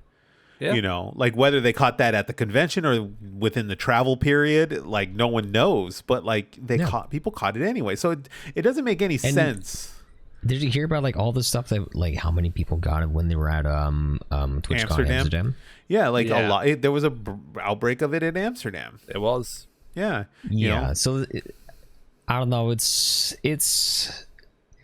I think they're trying to appeal to as many people as possible, which unfortunately they probably have underestimated just where like the vast majority of people lies. Yeah. Like that's like they wouldn't have reversed it if it wasn't for like more than half the people saying nope, not going because you don't have this and this and this in place. Because it wasn't just like the loud the vocal minority, it was the vocal majority that was unhappy about it. Right. And then it's the people that they do want there, the bigger creators that they do want there, that are speaking their voices. Saying like, hey, I don't feel comfortable with this, that puts a wrench in things. Well, now a lot of like well-known content creators just talk to them. Like now you have creators that you want at the convention not going, and it's like, well, okay, that's a thing. And then, but the other problem I have with this whole thing is the huge creators that are flexing their weight, saying like, I'm going to do my own event, no mask, no, like that doesn't help anything. I think Nick Merckx was the one who. I was trying to not. I blocked about maybe 6 or 7 people with the word phase in their name. Yeah. I'm just. I was trying to not drop names, but okay.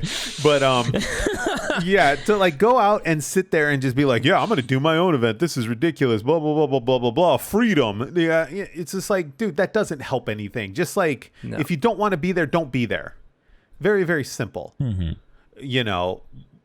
But I'm inclined to believe that they're going to go and they're going to say this stuff so they can just be like, oh yeah, party at my house, and then they get all this clout and all this engagement and everything, and then people start swarming over there in San Diego, and then it's find out it's a a drink ticket and a slice of pizza, and maybe you'll see them.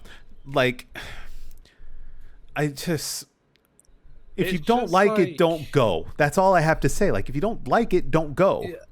Yeah. It's just like one of those things where it should have been implemented right off the bat, like it should have just been a thing that Twitch should have just done. Yeah, it's going to be required. This is going to be required, and then it would have they wouldn't have had as much backlash as they got. You know. Right. And that's what I was like. And I said this, I think it was on the last episode, where I was like, I'm in that position now where I'm not masked everywhere I go, like on the gym and stuff like that. I don't wear one at the gym, but I do maintain my distance. I do try to be safe. I keep my hands clean and stuff like that. But I know the risk I'm subjecting myself to. And then if I do feel sick, then I don't go anywhere else. I check myself and then I'm like, okay, that's it.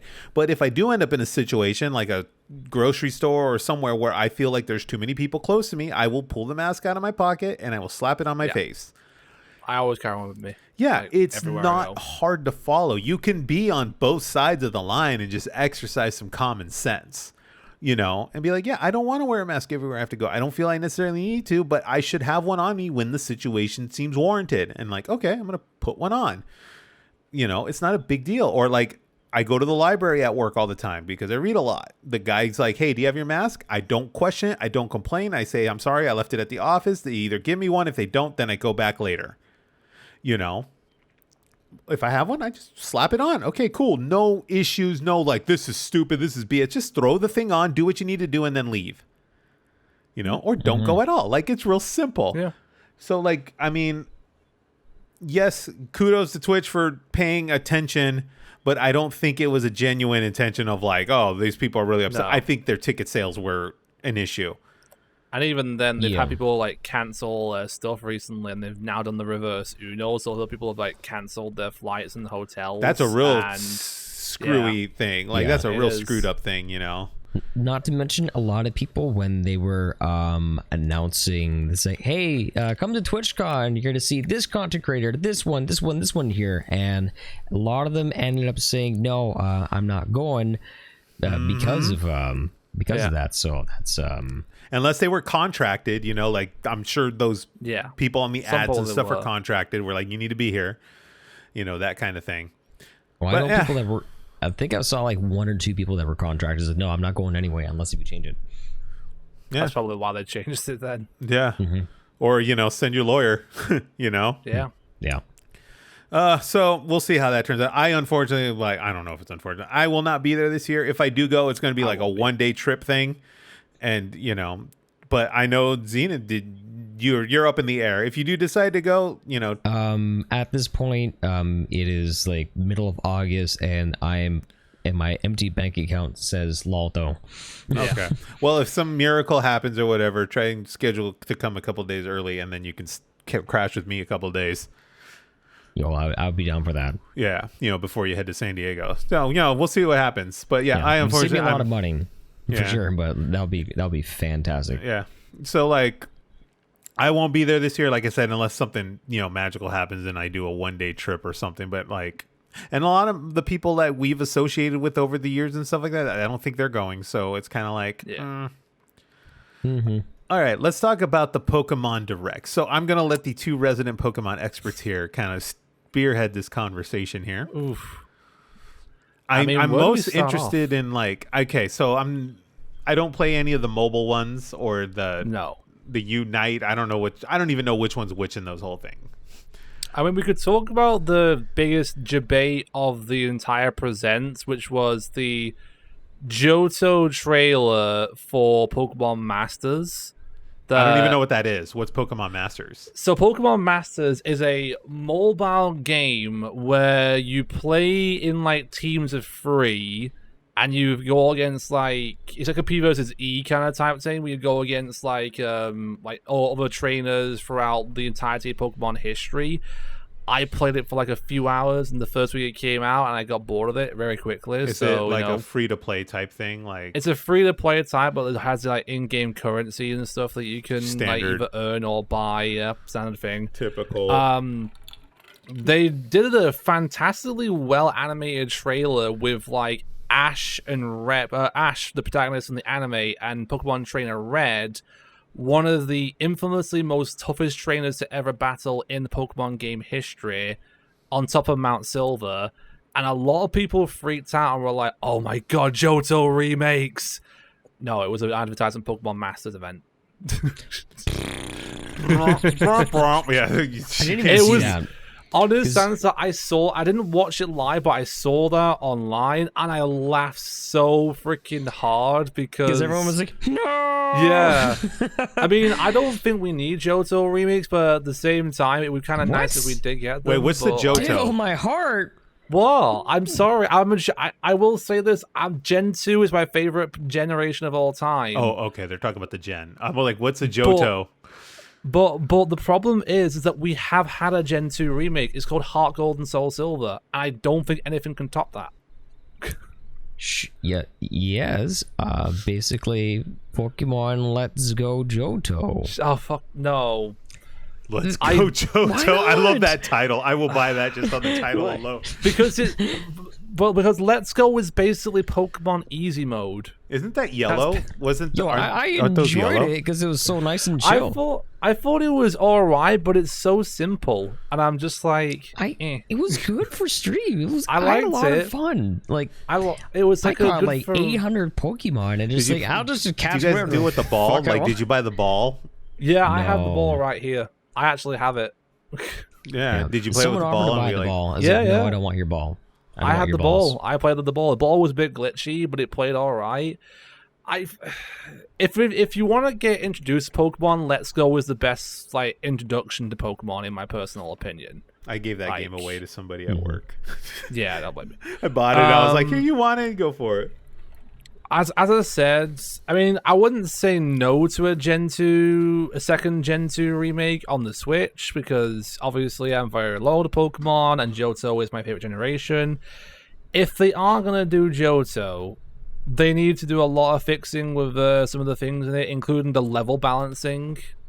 That was like one massive thing with Gen 2 that is like a lot of complaints from a lot of players. Is that the Yeah. level balancing is insanely outreaching and everything.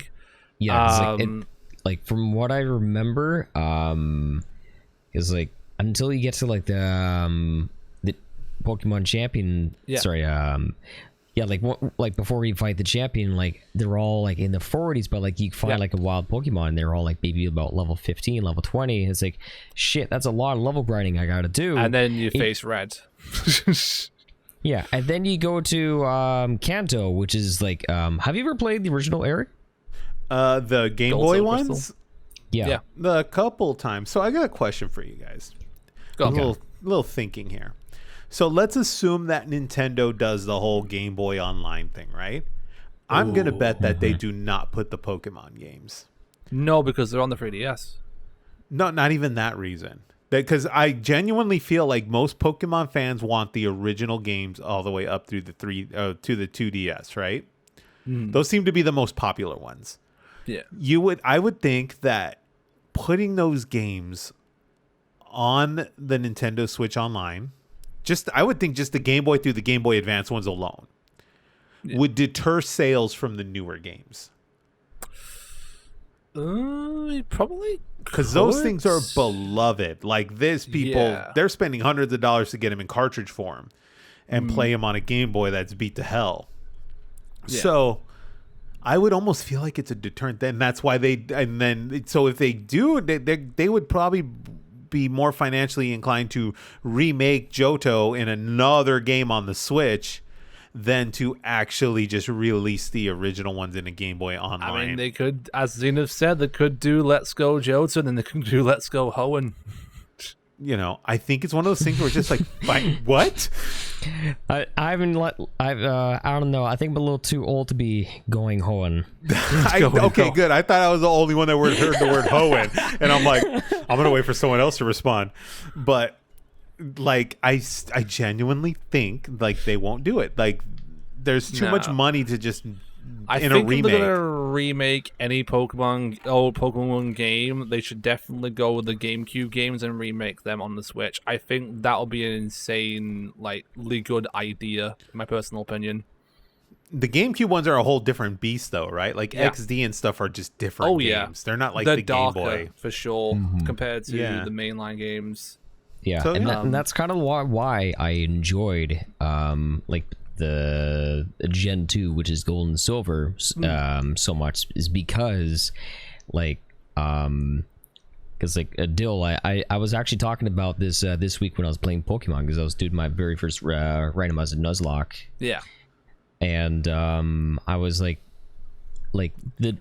people really like the rival for because like after this, all the rivals were people that's just like neener, like I want to beat you in battle. Yeah. But hey, we're friends. It's all good, man. Gen no 2 worries. definitely was the staple point for a great rival, because he actually is like a proper rival to you, and sort of an antagonist in a way, but yeah, like redeemed antagonist. Like redeemed antagonist. It was a bit wonky. Yes. But at least it was admirable. It was a believable rival as opposed to like Pokemon Sword and Shield. Like you have how many, like what, two rivals? Oh god. No, you've got Hop, you've got Beady, or Bead, however you pronounce it, and you've got Marnie. Those are 3 that I can name from the top of my head. Marnie's my favorite out of all of them. So it's one of those things I've thought about. So to answer your question, yes, I played the Game Boy ones like a long time ago. What I want to do is I'm hoping when this analog comes, there's a way for me to capture it with like out a dock. Like if I could just do a USB-C to an HDMI type of deal and then just play them and kind of like just record gameplay for, you know, a TikTok or something like that. I do intend to do something. Like I want to try and do, because I've only gotten to the point where like you pick you pick your starter one and then you kind of roam around a little bit. I never did actually any of the gyms in the original one. Oh, really? Yeah. Like I said, Pokemon's one of those weird ones for me where it's like, I don't know what it is about it. Nothing's grasping me about this. Maybe I just need to wander around in Pokemon and just start finding... As I said, you should definitely check out Mystery Dungeon Explorers the Sky. I think that one would definitely intrigue you, gameplay-wise and story-wise. So go ahead. What I wanted to bring, there's a big reason why I want to talk about this Pokemon Presents, and so we saw the trailer, and they introduced some pretty cool things. Dill, you can actually list the things for us because you are a resident Pokemon expert. So what do you want for me to the start? longest time, so because people like Eric Pokemon hasn't grasped them. There's probably some people here where Pokemon hasn't grasped them, and the reason for that being is Pokemon has literally been the exact same formula for such a very long time. Like yes, they have like the side games, like the Pokemon Mystery Dungeons and Let's Go and you know, various other kinds of iterations, spin-offs. Yeah, but for their core games, there really has never been enough to where you have your hardcore fan base, but then you have those that, so it's either you really like it or there is almost nothing to get you interested in trying Pokemon aside from oh wow, the monsters are adorable. I mean, I don't know, like it really just depends on the person, but like it's because it's been the exact same thing where it's turn-based combat, and I mean, like any kind of like gimmicks that the game comes in, because like what is it, Sword and Shield, it was a little more open worldy. It was the first core Pokemon game that was fully 3D. It had oh my gosh, what is it when you're in the Pokemon gyms where you get to make your Pokemon huge? The Dynamax. See that actually got me a little hype. That was Godzilla. When they got Godzilla mode, I was all about it because then I totally just got into Godzilla mode and I was like, yeah, tear down this gym, you know. And then they go back small, and I'm like, well, okay. Yeah. Well, is this what I'm wondering? Because another off-topic thing to go to, they've introduced the new gimmick in the game. Well, let's talk about the new game in general here. So we got new area. We have sexually attractive professors that Dill brought up in the last episode before. we have sexy Bitcoin tech bro, and then we have I forget the attractive whatever the other one was. Sada. Yeah. So you got Professor Toro, Professor Sada. Sada is in Scarlet, Toro is in Violet. And then we have characters from every walk of life, it looks like, in the school that you're in. This seems to revolve around a school and universities. So it seems what they're doing is that you're basically in a school, and I'm the main plot of the game is a treasure hunt of some kind, where you're trying to hunt down some kind of treasure that's in the Paldea region. I see. Okay. Mm-hmm. So go ahead. I want to see where you go with this. So basically, what I mentioned is because like it's been the same formula, but like recently, Pokemon has been branching out with their core games in a way that is both intriguing but also a bit making me nervous. So like I have some things I'm excited for, but also some reservations. You talking about Legends Arceus, maybe? Yeah, because like Arceus did some things great, but also did some things that weren't so great. So with this game, what I like is that you have your usual 8 gyms. So like you know how you need to like get the 8 gym badges before you go take on the Pokemon League, and then if there's Pokemon League at all, we actually don't even know. Yeah. Do the 8 is it always 8 gyms? It's always been 8 gyms. Do they represent like the elements or something like that? Like fire, water? Okay.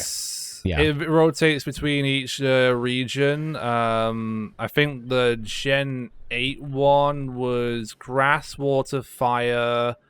And then they did a thing where they actually alternated the gyms depending on which version you had. So the next after that was either fighting or ghost depending on which version you had. Okay, I see. So the gyms represent a category in the Pokedex in some way, shape, or form. Yeah. Okay. Yeah. Type. Okay. Gen 2, which is gold and silver for the Game Boy, that was the only one that actually had 16 badges, but that's because you can go from like the Johto this region is also to the something Kanto they need to region. do. They need to make a Pokemon game. In my personal opinion, if Pokemon was to ever end one day, like if the main series was to just die and that's it, Game Freak should make one last Pokemon game with every single region you can possibly play, or just keep adding on.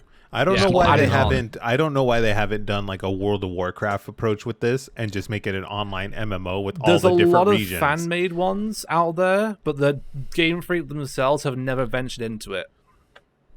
That seems like something that would be okay. So we have this thing. So the Arceus one to me was interesting because just looks wise, it looked intriguing. It had a vibe. It had a look. It was almost gloomier, a little bit darker.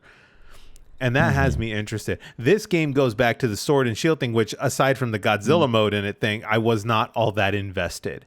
So this time around, the first question I have is like, okay, he's got wheels and he has legs. Why would he choose to use his legs instead of the wheels? I'm still trying to figure that out. I'm sorry. I hate it so goddamn much.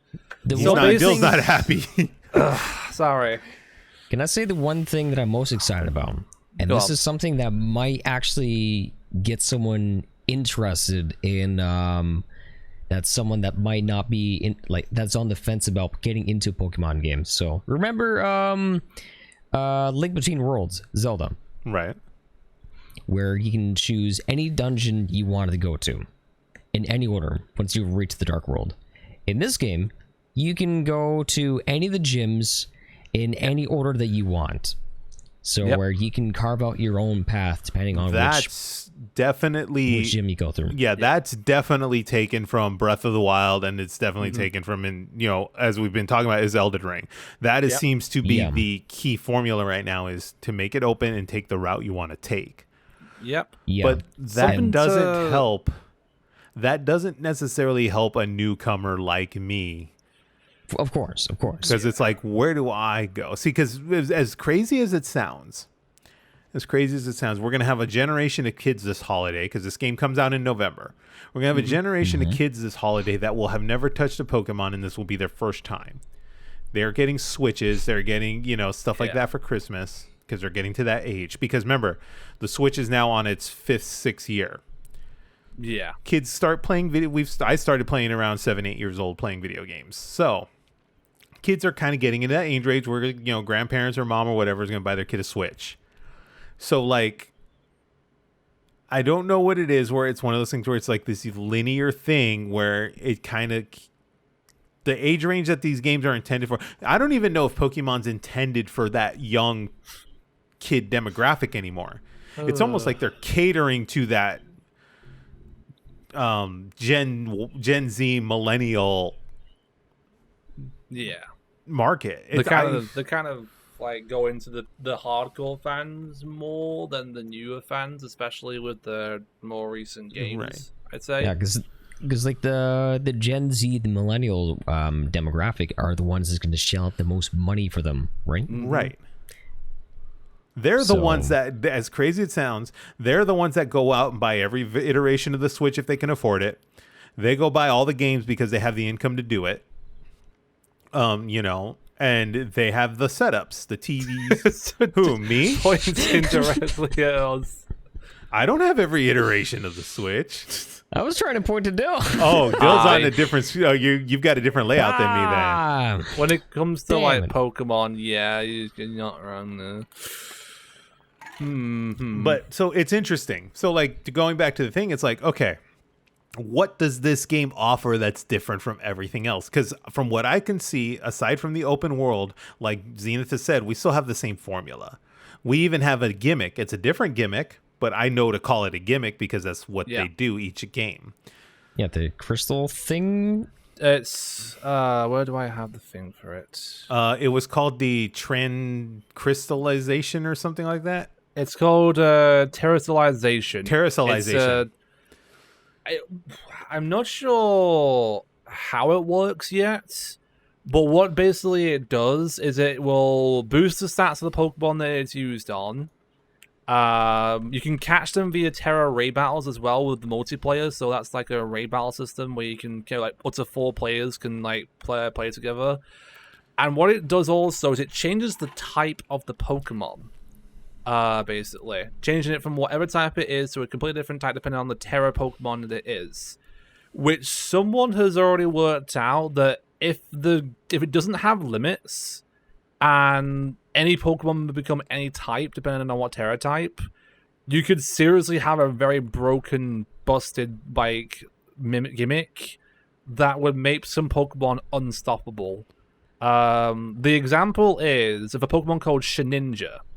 For those who know what Shedinja is, it is a ghost and bug type Pokemon that has an ability which basically prevents it from being killed unless it's a super effective attack. If you take that, terrorize it into an electric type, and then give it an item called a air balloon, which prevents it from being attacked by ground type attacks, you've got a Pokemon that cannot be defeated at all unless there's hail or there's sandstorm. So it's interesting that you bring this up because I was reading some of the YouTube comments on the video, at least from the YouTube channel I watched it from. Yeah. And some people are really into it from a strategic standpoint, the terrorization or however, from a strategic standpoint, and the strategic Pokemon player and strategic fan, they like that concept. They like the crystal concept. Whereas they felt the Gigantamax or whatever, Dynamax or whatever, was just a wow moment. Like there was no strategic strategy behind it. It's just make them bigger and make the game look exciting. Big old doom. Yeah, like go big or go home.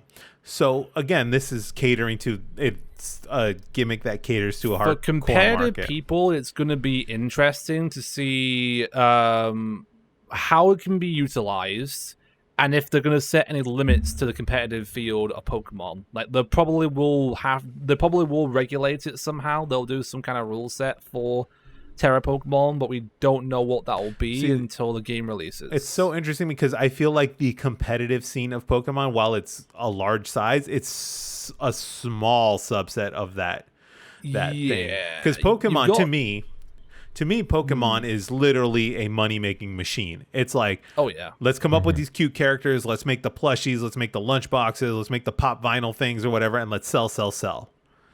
Yeah. So this whole approach to making this game more strategic and stuff like that is interesting. So I guess the question I have for you guys is, okay, let's look at it this way. For someone who is me, who's still not sold yet, I've gone through 3 or 4 of them. Is this going to be the one that does it? I have to say no. No. Right. Not enough. Honestly, this caters more for hardcore fans than it does for new fans, in my personal opinion. Yeah, I think of all the things. They would need to change so many things about the game. I think it's one of those things where it's like Sword and Shield was almost like a, what do they call it, like a prototype for what they actually wanted to do here. I think so as well. It was like a glimpse into the future of what they're gonna do with their Pokemon games, and you can see like a lot of like Arceus's influence in Scarlet and Violet, but obviously like they don't want to take too many steps ahead. They want to put the cart before the horse, so that I think they wanted to see, okay, so how can we take this further from what Arceus did, put it in an actual core Pokemon game, and let's see what people think about it to decide where to go next. So I wanted to ask you, Dill, what are you worried about for the future of Pokemon, especially with them rolling out different changes? I think it's good they're taking risks. I think it's good that they're trying new things for the games. The problem that I have is that in the long term, I think it will get to a point where people will get bored of the same thing over and over and over again. Because even if you add all these gimmicks to the game, it's still the same core mechanic that the game was, 25 years ago. So it's the same kind of thing. And in my personal opinion, if Game Freak and Nintendo don't innovate soon with Pokemon, like do something completely out of the box or new that does bring in new people, they could start losing customers, and they could start making people lose. But even hardcore fans might start losing interest and revert back to playing the old Pokemon games instead. Which is why I think they won't put it on. That's why if they do a Game Boy thing and put them out, they're not going to do it on there. It deters. What I would like to see, I want them to take the full-on Zelda approach with this thing. Give me that Breath of the Wild open world type of thing, but I need a story or a reason why I'm hunting these things down. I need some kind of build up. Another thing to sorry. I need some kind of build up montage, fall redemption type of thing to get me intrigued into this game. I want these characters to be these little Pokemon to be something of substance rather than something I just collect and trade and I fight with. I think that's what made Legends Arceus a bit better, was that you actually felt more of a connection with the Pokemon that you were capturing, because you're investigating them, you're studying them, you're learning about them, studying them. Yeah, because it was a game where you didn't really know much about Pokemon, which is actually something that Arceus did really, really well. But there was something you mentioned, Dill, that where it's people are going to get bored of it while they're trying new changes, and that is kind of the predicament that Pokemon is going, where it is trying new things and it is alienating some of the, like certain elements that made it be the Pokemon that we've known for like 2+ decades. But now, is it really something that is at the same time alienating the core fan base, but also being the same tired concept at the same time? Because sometimes I'm getting like a feeling, because like I love classic Pokemon, but like I'm like, ever since Sword and Shield, like Arceus, that was fun. And that was fun. It was nice. It was new. But I'm just getting that feeling that this series, this franchise is trying to reinvent the wheel in a way that is just putting polish on and realizing that's been the same shitty wheel, or the same shitty broken down wheel for the past 20 years. And I really, really want to get into it. I'm hoping that they got some good, fun ideas. It's not quite, enough. Like, if you're the hardcore fan, you're going to be happy with pretty much whatever it is. Like, I will play Scarlet and Violet. I just don't know if it's a day one purchase for me. The It will be for me, TLDR, I know that. the TLDR I'm getting from Zenith's commentary here is it's falling under the Call of Duty thing. It's falling under the Call of Duty umbrella, where it's like, okay, here come Call of Duty, the Maddens, the 2K. It's like falling under that umbrella of like, okay, here's the new game, here's the new characters, here's the new kind of like gimmicky concept that you're gonna have and everything. Go out and have fun. There's nothing new. There's nothing different about it. This is the thing as well. It's like when I was to learn about the release date of the game, I was surprised. Like, I was very surprised that they released it in the same year that Arceus came out, because I thought maybe they would give it an extra year before they announced a new Pokemon game and reveal it, but nope, just straight off the bat. It could be strategic. It could be strategic in a sense where it's like there's no COD this year. Is there one this year? Yes. Okay. Yes, Modern Warfare 2 remake. Oh, there is a Modern Warfare 2. I was going to say, if there's no COD this year, then that's almost seems strategic. They where it's have like, throw it in November. About taking an extra year off for Call of Duty, so possibly maybe next year they might not know Call of Duty, but this year's maybe Modern my Warfare 2 timeline's remake. off. But okay, yeah. So November. You know what the issue is though? Is they're playing it too safe. Yeah. Right. Yeah. It doesn't even look all that different from Sword and Shield. I'll be honest with you. Like color-wise, graphical fidelity, it looks very similar. It's a fresh coat of paint. Yeah, it's a fresh coat of paint. It does look slightly better on some of the Pokemon angles and everything. People have already started nitpicking though and noticing certain things in the game's like trailers and stuff that don't look up to par to where they could be. A lot similar to what Sword and Shield problems had. Like the trees, for example, was a big thing in Sword and Shield. The trees were just completely at bath, and then from the looks of like Scarlet and Violet, they look a little bit better, but similar. I feel someone in the chat here just mentioned Assassin's Creed, where it's like, okay, yeah, I totally agree. Assassin's Creed is running to that same boat where it's like, let's just change the environment, but we're going to do the exact same thing, just the environment changes. What's going to happen, and I honestly believe if Nintendo was more internet friendly and more internet aware of this whole thing, Pokemon would have been on a service, like games as a service plan a long time ago, where it's like MMO. Yeah, it would have been MMO'd, and like we just add expansions to this thing, and boom, boom, boom, and boom. Because nothing about nothing about these games is really changing. They just add more Pokemon. Final Fantasy 14 Pokemon, that'd be insane. I think what it is Nintendo is open to new ideas. Look what they did with Zelda. Look what they did with Mario. Yeah, and look with probably what they're doing with Donkey Kong and other franchises, and even Kirby. But Pokemon, I feel that Game Freak is responsible for most of the ideas, as opposed to, like, obviously like Game Freak, like they work with Nintendo, but I think most of the core ideas are with them. Right. And I think that they're like holding and grandfathering all their ideas and kind of like refusing like to change too much, because like, well, this has made money for us in the past, why the hell should we change? Right. And the way I've always seen it now is like, see, because Zelda and Mario are Nintendo's baby. Remember, for Nintendo, Zelda and Mario sells consoles. They will go, people will go buy a Nintendo Switch just to play Zelda. That is their baby. That is their masterpiece, and they will put all this tender love and care to it, and they take risk with it, but they take a lot of time with those risks. Where I do feel like Pokemon is something more like of a Call of Duty, where it's a guaranteed moneymaker every year. It pays the bills. Yeah. We'll sell some Pokemon. It would take a big thing for Pokemon to do, like a big screw up on Pokemon's part, for them to start losing money on the games itself. Right, and that's the thing too. Even if they screwed up this Scarlet and Violet or whatever, the marketing for it makes up for it. The lunch boxes, the backpacks, the licensing makes up for those losses.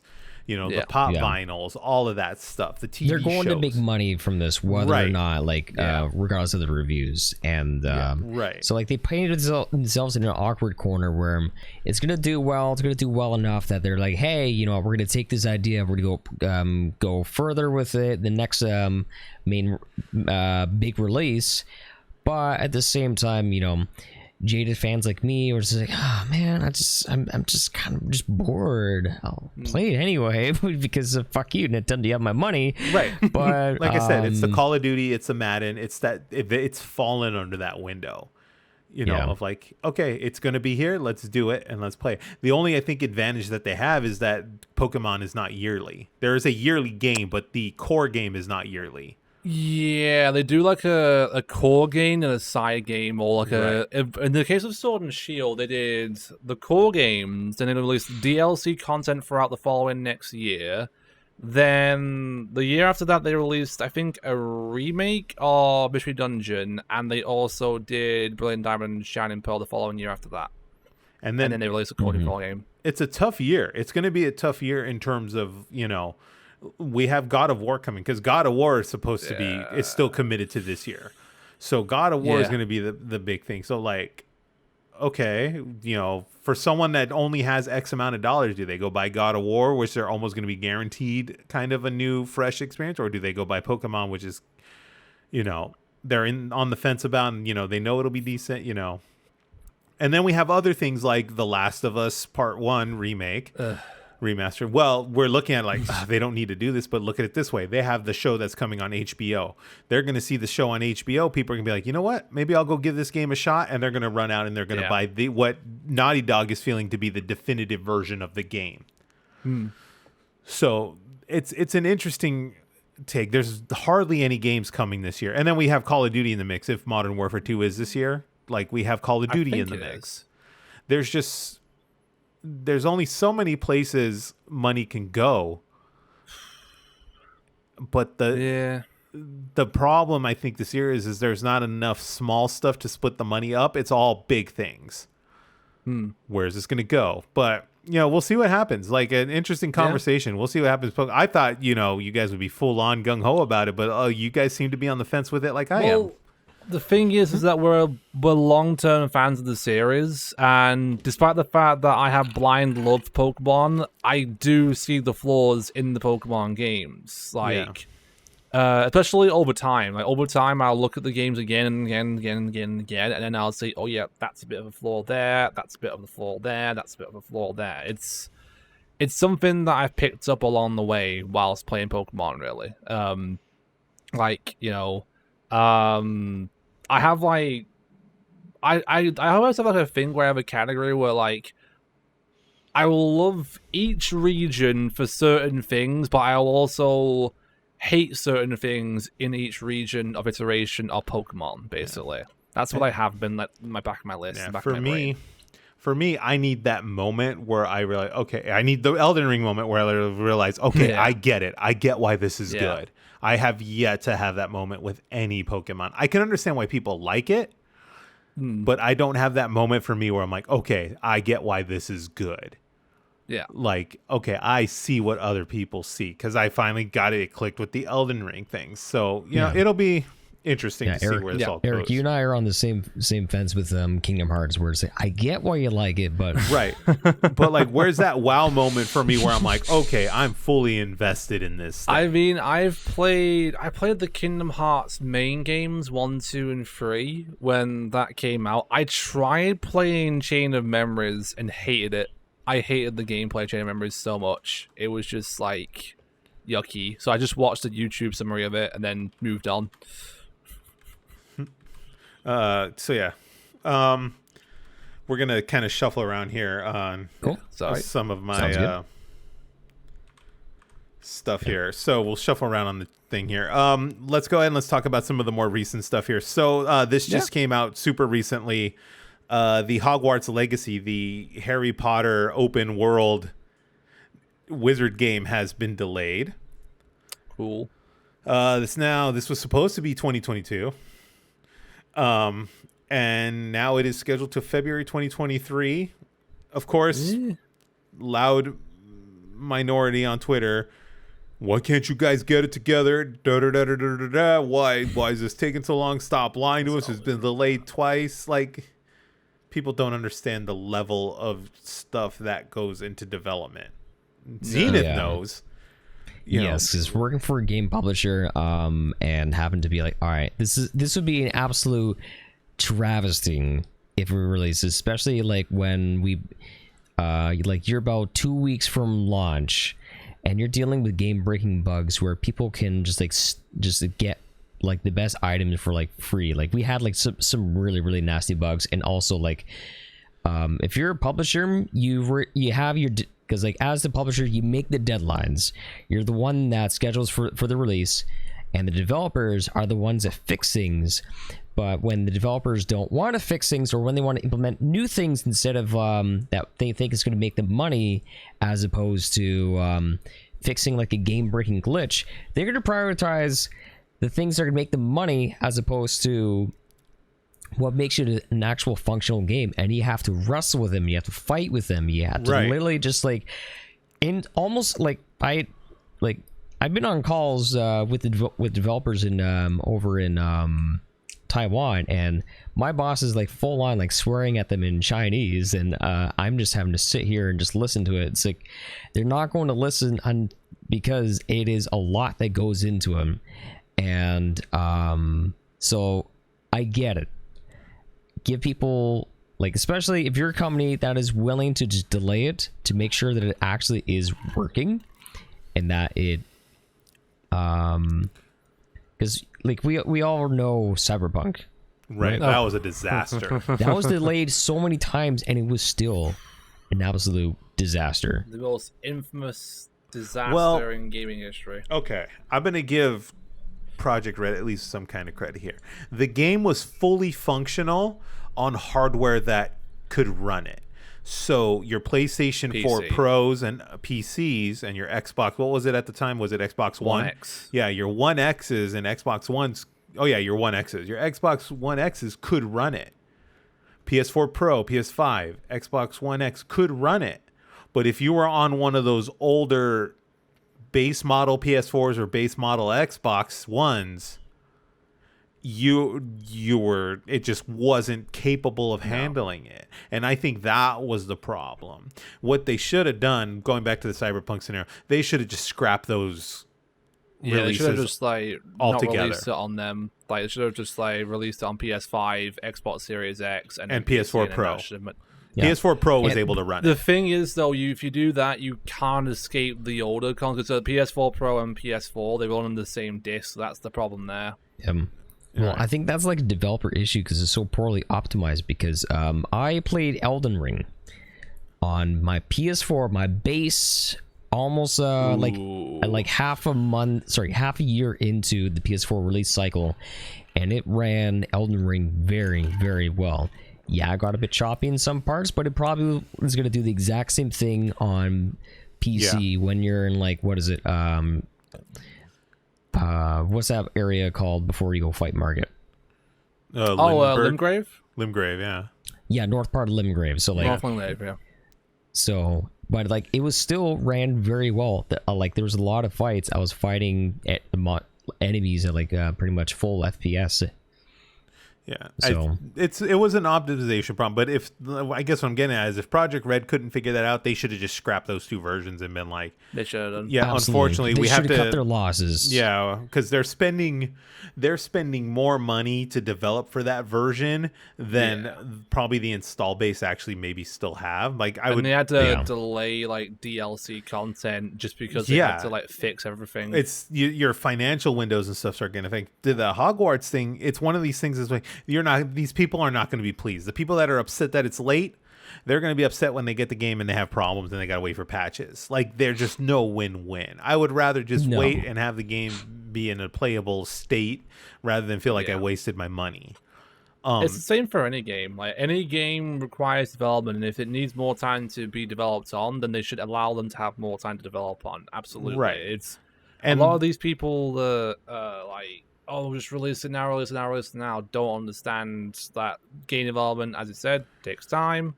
Bugs need to be tested out, Q&A testing session need to be done, all that kind of stuff. Most of them don't understand the concept of just how the work world works. Yeah. Like budgets and like, we could get more development staff on there. We can get more QA, but that costs money. We only have X amount of dollars invested in this project. Well, this company makes billions of dollars a year. Yeah. And they divest those billions of dollars out over multiple projects and multiple, purchases and budgets. This game has X amount of budget. And I guarantee a huge portion of that budget is probably going towards the licensing alone. Just to use the Hogwarts name and the environment in the world. and the likeness. So to sit there and just be like, yeah, just put more, it's the whole, like we talked last episode, just throw more servers up. Okay, yeah, we could do that. Sure. But Is like, anyone donating servers? Is anyone Right. donating employees that will work for free? Sure. right, Why the hell not? you know, man? okay, you know, in a realistic world, yeah, you can throw up servers with the cloud with AWS. Yes, you could throw up servers at the snap of a click, but we have to migrate data. We have to get stuff over to that server. We have to build that server to support the game. Like, you just don't. There is no Final Fantasy 14 server option in the pull down menu of AWS. Like, it doesn't exist, you know? No. But like, it's just one of those things where it's like, it's, you either want it or you don't. Now, from their perspective, it's probably hurts them financially because February, you know, they're missing the holiday season run. Yeah.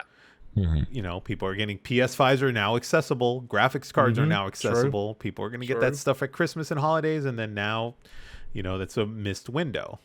Yeah, well, it could also be like a window of opportunity because if you think about it, with God of War still coming out, with Pokemon Scarlet and Violet, like as we mentioned, No competition. and who releases a game in the middle of fucking February? No I mean, one. No one. You're Wait, forgetting the Elden Ring. Yeah, Elden Ring came out in that month. and also Horizon. Horizon. Look how well those games sold. So they got no one to compete with. So it could be a boon for them. I mean, Don't I'm not worry. getting it, but They're going to get we Dark actually Souls know 4. what's going Out of nowhere, Dark Souls 4 will be on the shelf next to Hogwarts Legacy. But, you know, 2023 game release. the game gets here when it gets here. It's not canceled yet. The game gets here when it gets here. Some people are saying too, like even this article kind of mentions it's to cool off from the whole J.K. Rowling thing. Where it's not Warner Brothers, so where they just canceled Batgirl. Yeah, we don't need Batgirl anymore. $90 million? Write it off. 9 million is nothing to this. Yeah, That's so blow my- wild. That I'll Batgirl wipe my movie. ass with $90 million a day. Yeah, so that $90 million, like, according to what I've read, that $90 million was written off on taxes. Like, meaning it was written off as a loss. Jeez. That cannot be released now. Like, it's not coming Yeah. because they wrote it off as a loss. They've shelved it. They shelved it, even though it was almost finished. I feel bad for all the like people who worked on the movie as well, especially because like they put a lot of their time, dedication, lines, and everything and stuff, and then it just got completely shelved. So, this one coming out of GameIndustry.biz. Sony now is starting. Sony has been opening their mouth a little bit, and they're starting to show apprehension about Microsoft's purchase of Activision and Blizzard. More in the sense of Call of Duty. They're concerned about Call of Duty because Call of Duty, next to Madden and what would be on the same level, Madden. You know, I can't think of one that's but it's on the same level of that case where it's like that is probably the most profitable game, or that's the largest property they release a year.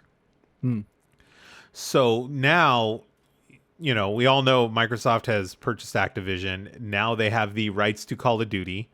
They have basically, when the merger's all said and done, they have the right to put it wherever they want to. Yeah. So this article has come out and said that Microsoft says that Call of Duty as an Xbox exclusive would not be profitable.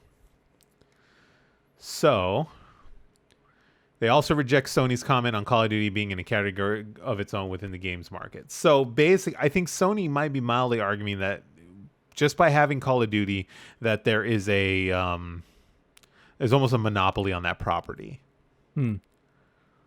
So what do you guys think? Do you kind of agree? What do you think the landscape of this is? I do agree that I don't think it should be an exclusive to a certain platform. I think the reason I'm going to put that forward as an example is the Resident Evil franchise. So for those obviously no Resident Evil franchise, Resident Evil 1 to 3 had like different version exclusives when they were released originally, which they sold, but they didn't sell massive amounts of them because they were exclusive to certain platforms and consoles at the time. But then they released Resident Evil 4 or made it and said, fuck it, it's going on every single platform that we can possibly put it on.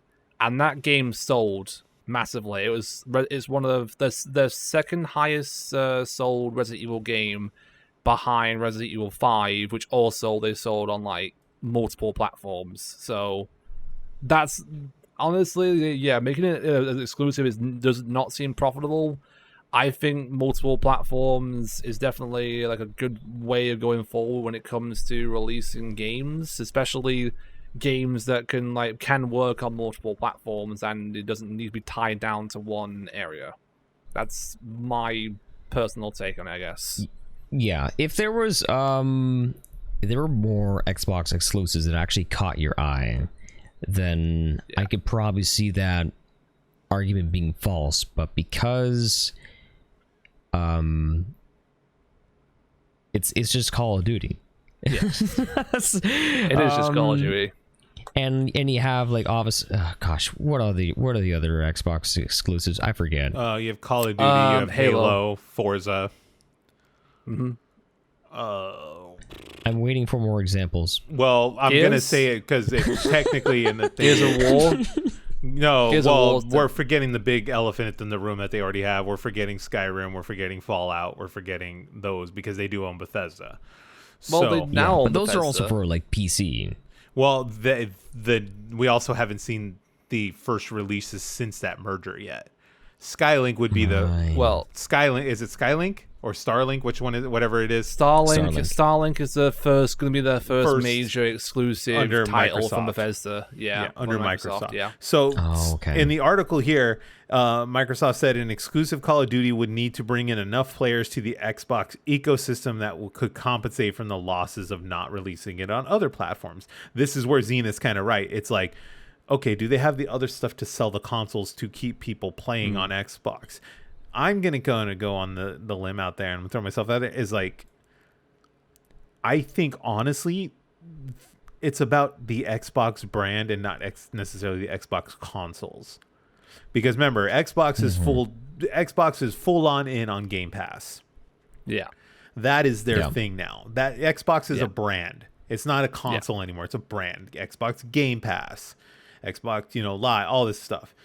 So the idea is they need to get enough people, which the argument kind of makes sense in their favor, where it's like it isn't profitable enough. You would need to get enough people to sign up at $15.99 a month to cover that. What was it? $69 billion purchase. Ooh, nice. And it's not going to happen in one game. It's unlikely. It's not going to happen in one game. They're not going to make $69 billion off one game. No, they're not. So it's the idea, but that is a lot, and it makes sense. I think I'll have to go back and listen to the podcast I did with Hannah where we talked about this when it first happened. But I think I'm gonna recall. I believe I said that it doesn't make sense to release it on other platforms if you're spending that much money. No, it doesn't make this, because if I'm spending that much money, it's like I'm gonna put it where the money comes back to me at the highest return rate possible. Where it's like, okay, well, we throw it on Xbox. But now I see the games, like now that they're in on Game Pass and that's the route they're taking, this seems to be the route, So it's kind of up in the air. Now, it does say that they're committed to honoring the contracts that are currently in place. That's the key word. Yeah. Currently in place. Who knows when those contracts run out, what they're going to do. We'll find out. Yeah, we'll find out. But this is one of those things where this is why I don't like this consumption of companies. Nom, nom, nom.